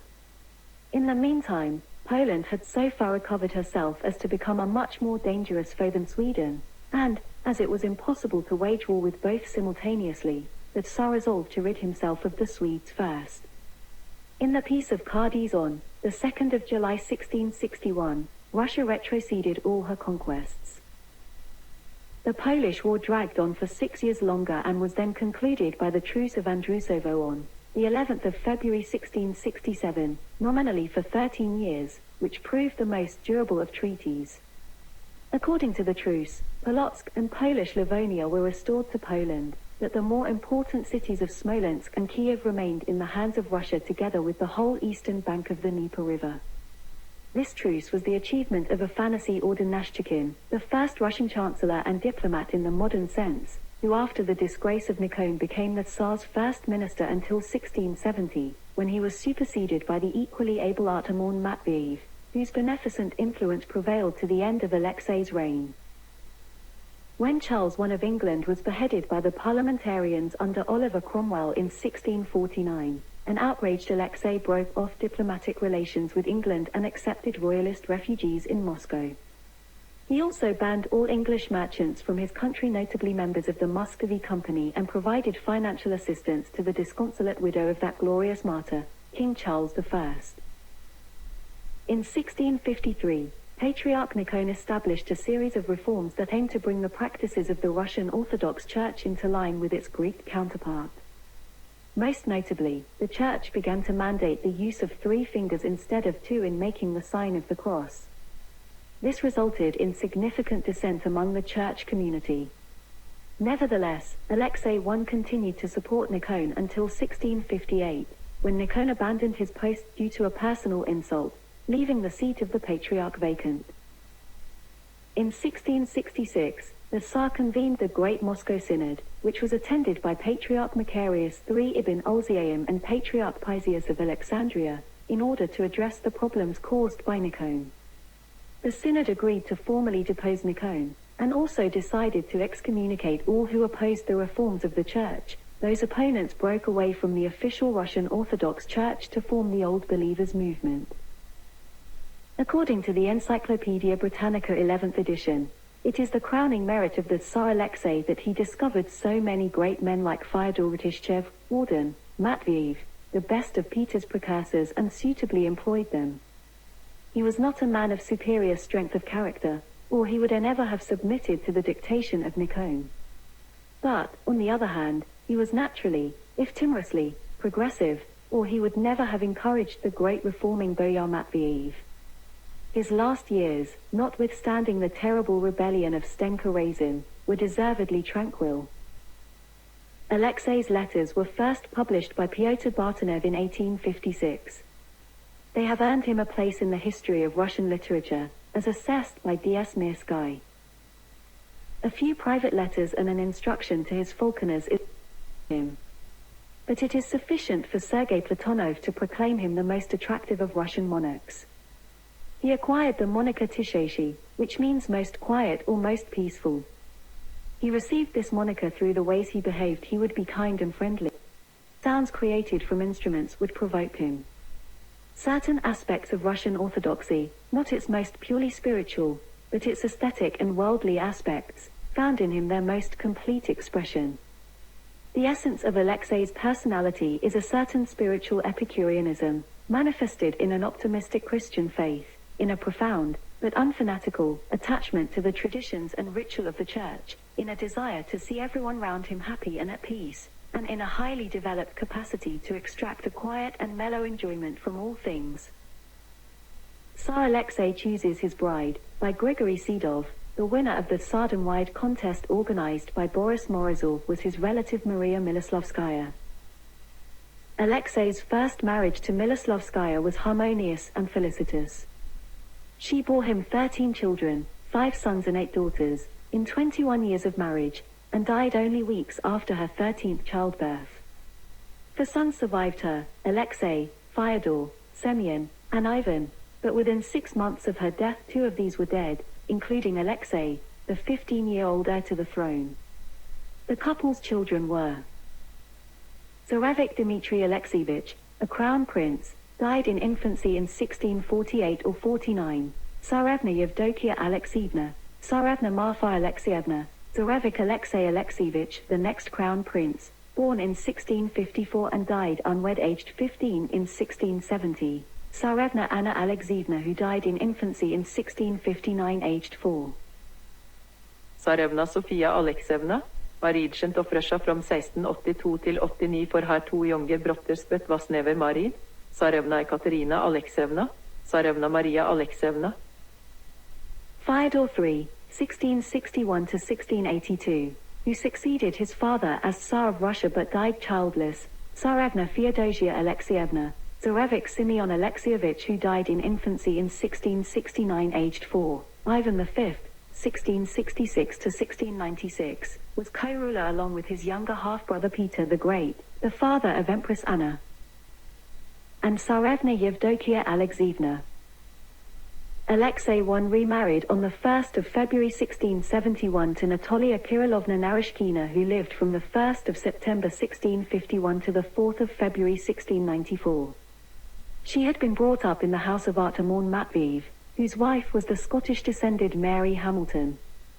Their children were Peter I, 1672 to 1725, known to history as Peter the Great, Tsar of Russia and first Emperor of the Russian Empire, Tsarevna Natalia Alexeyevna and Tsarevna Fyodora Alexeyevna.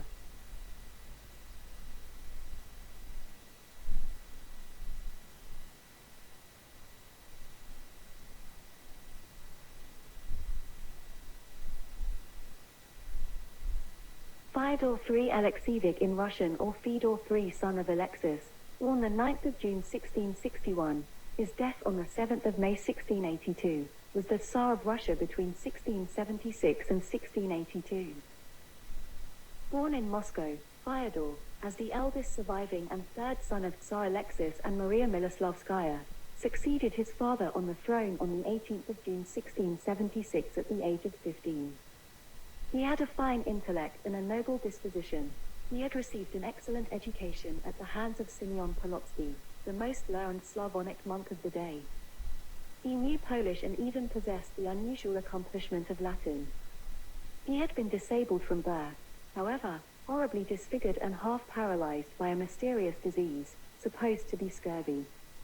He spent most of his time with young nobles, Ivan Maximovich Yarzakov and Alexei Timofeyevich Likachov.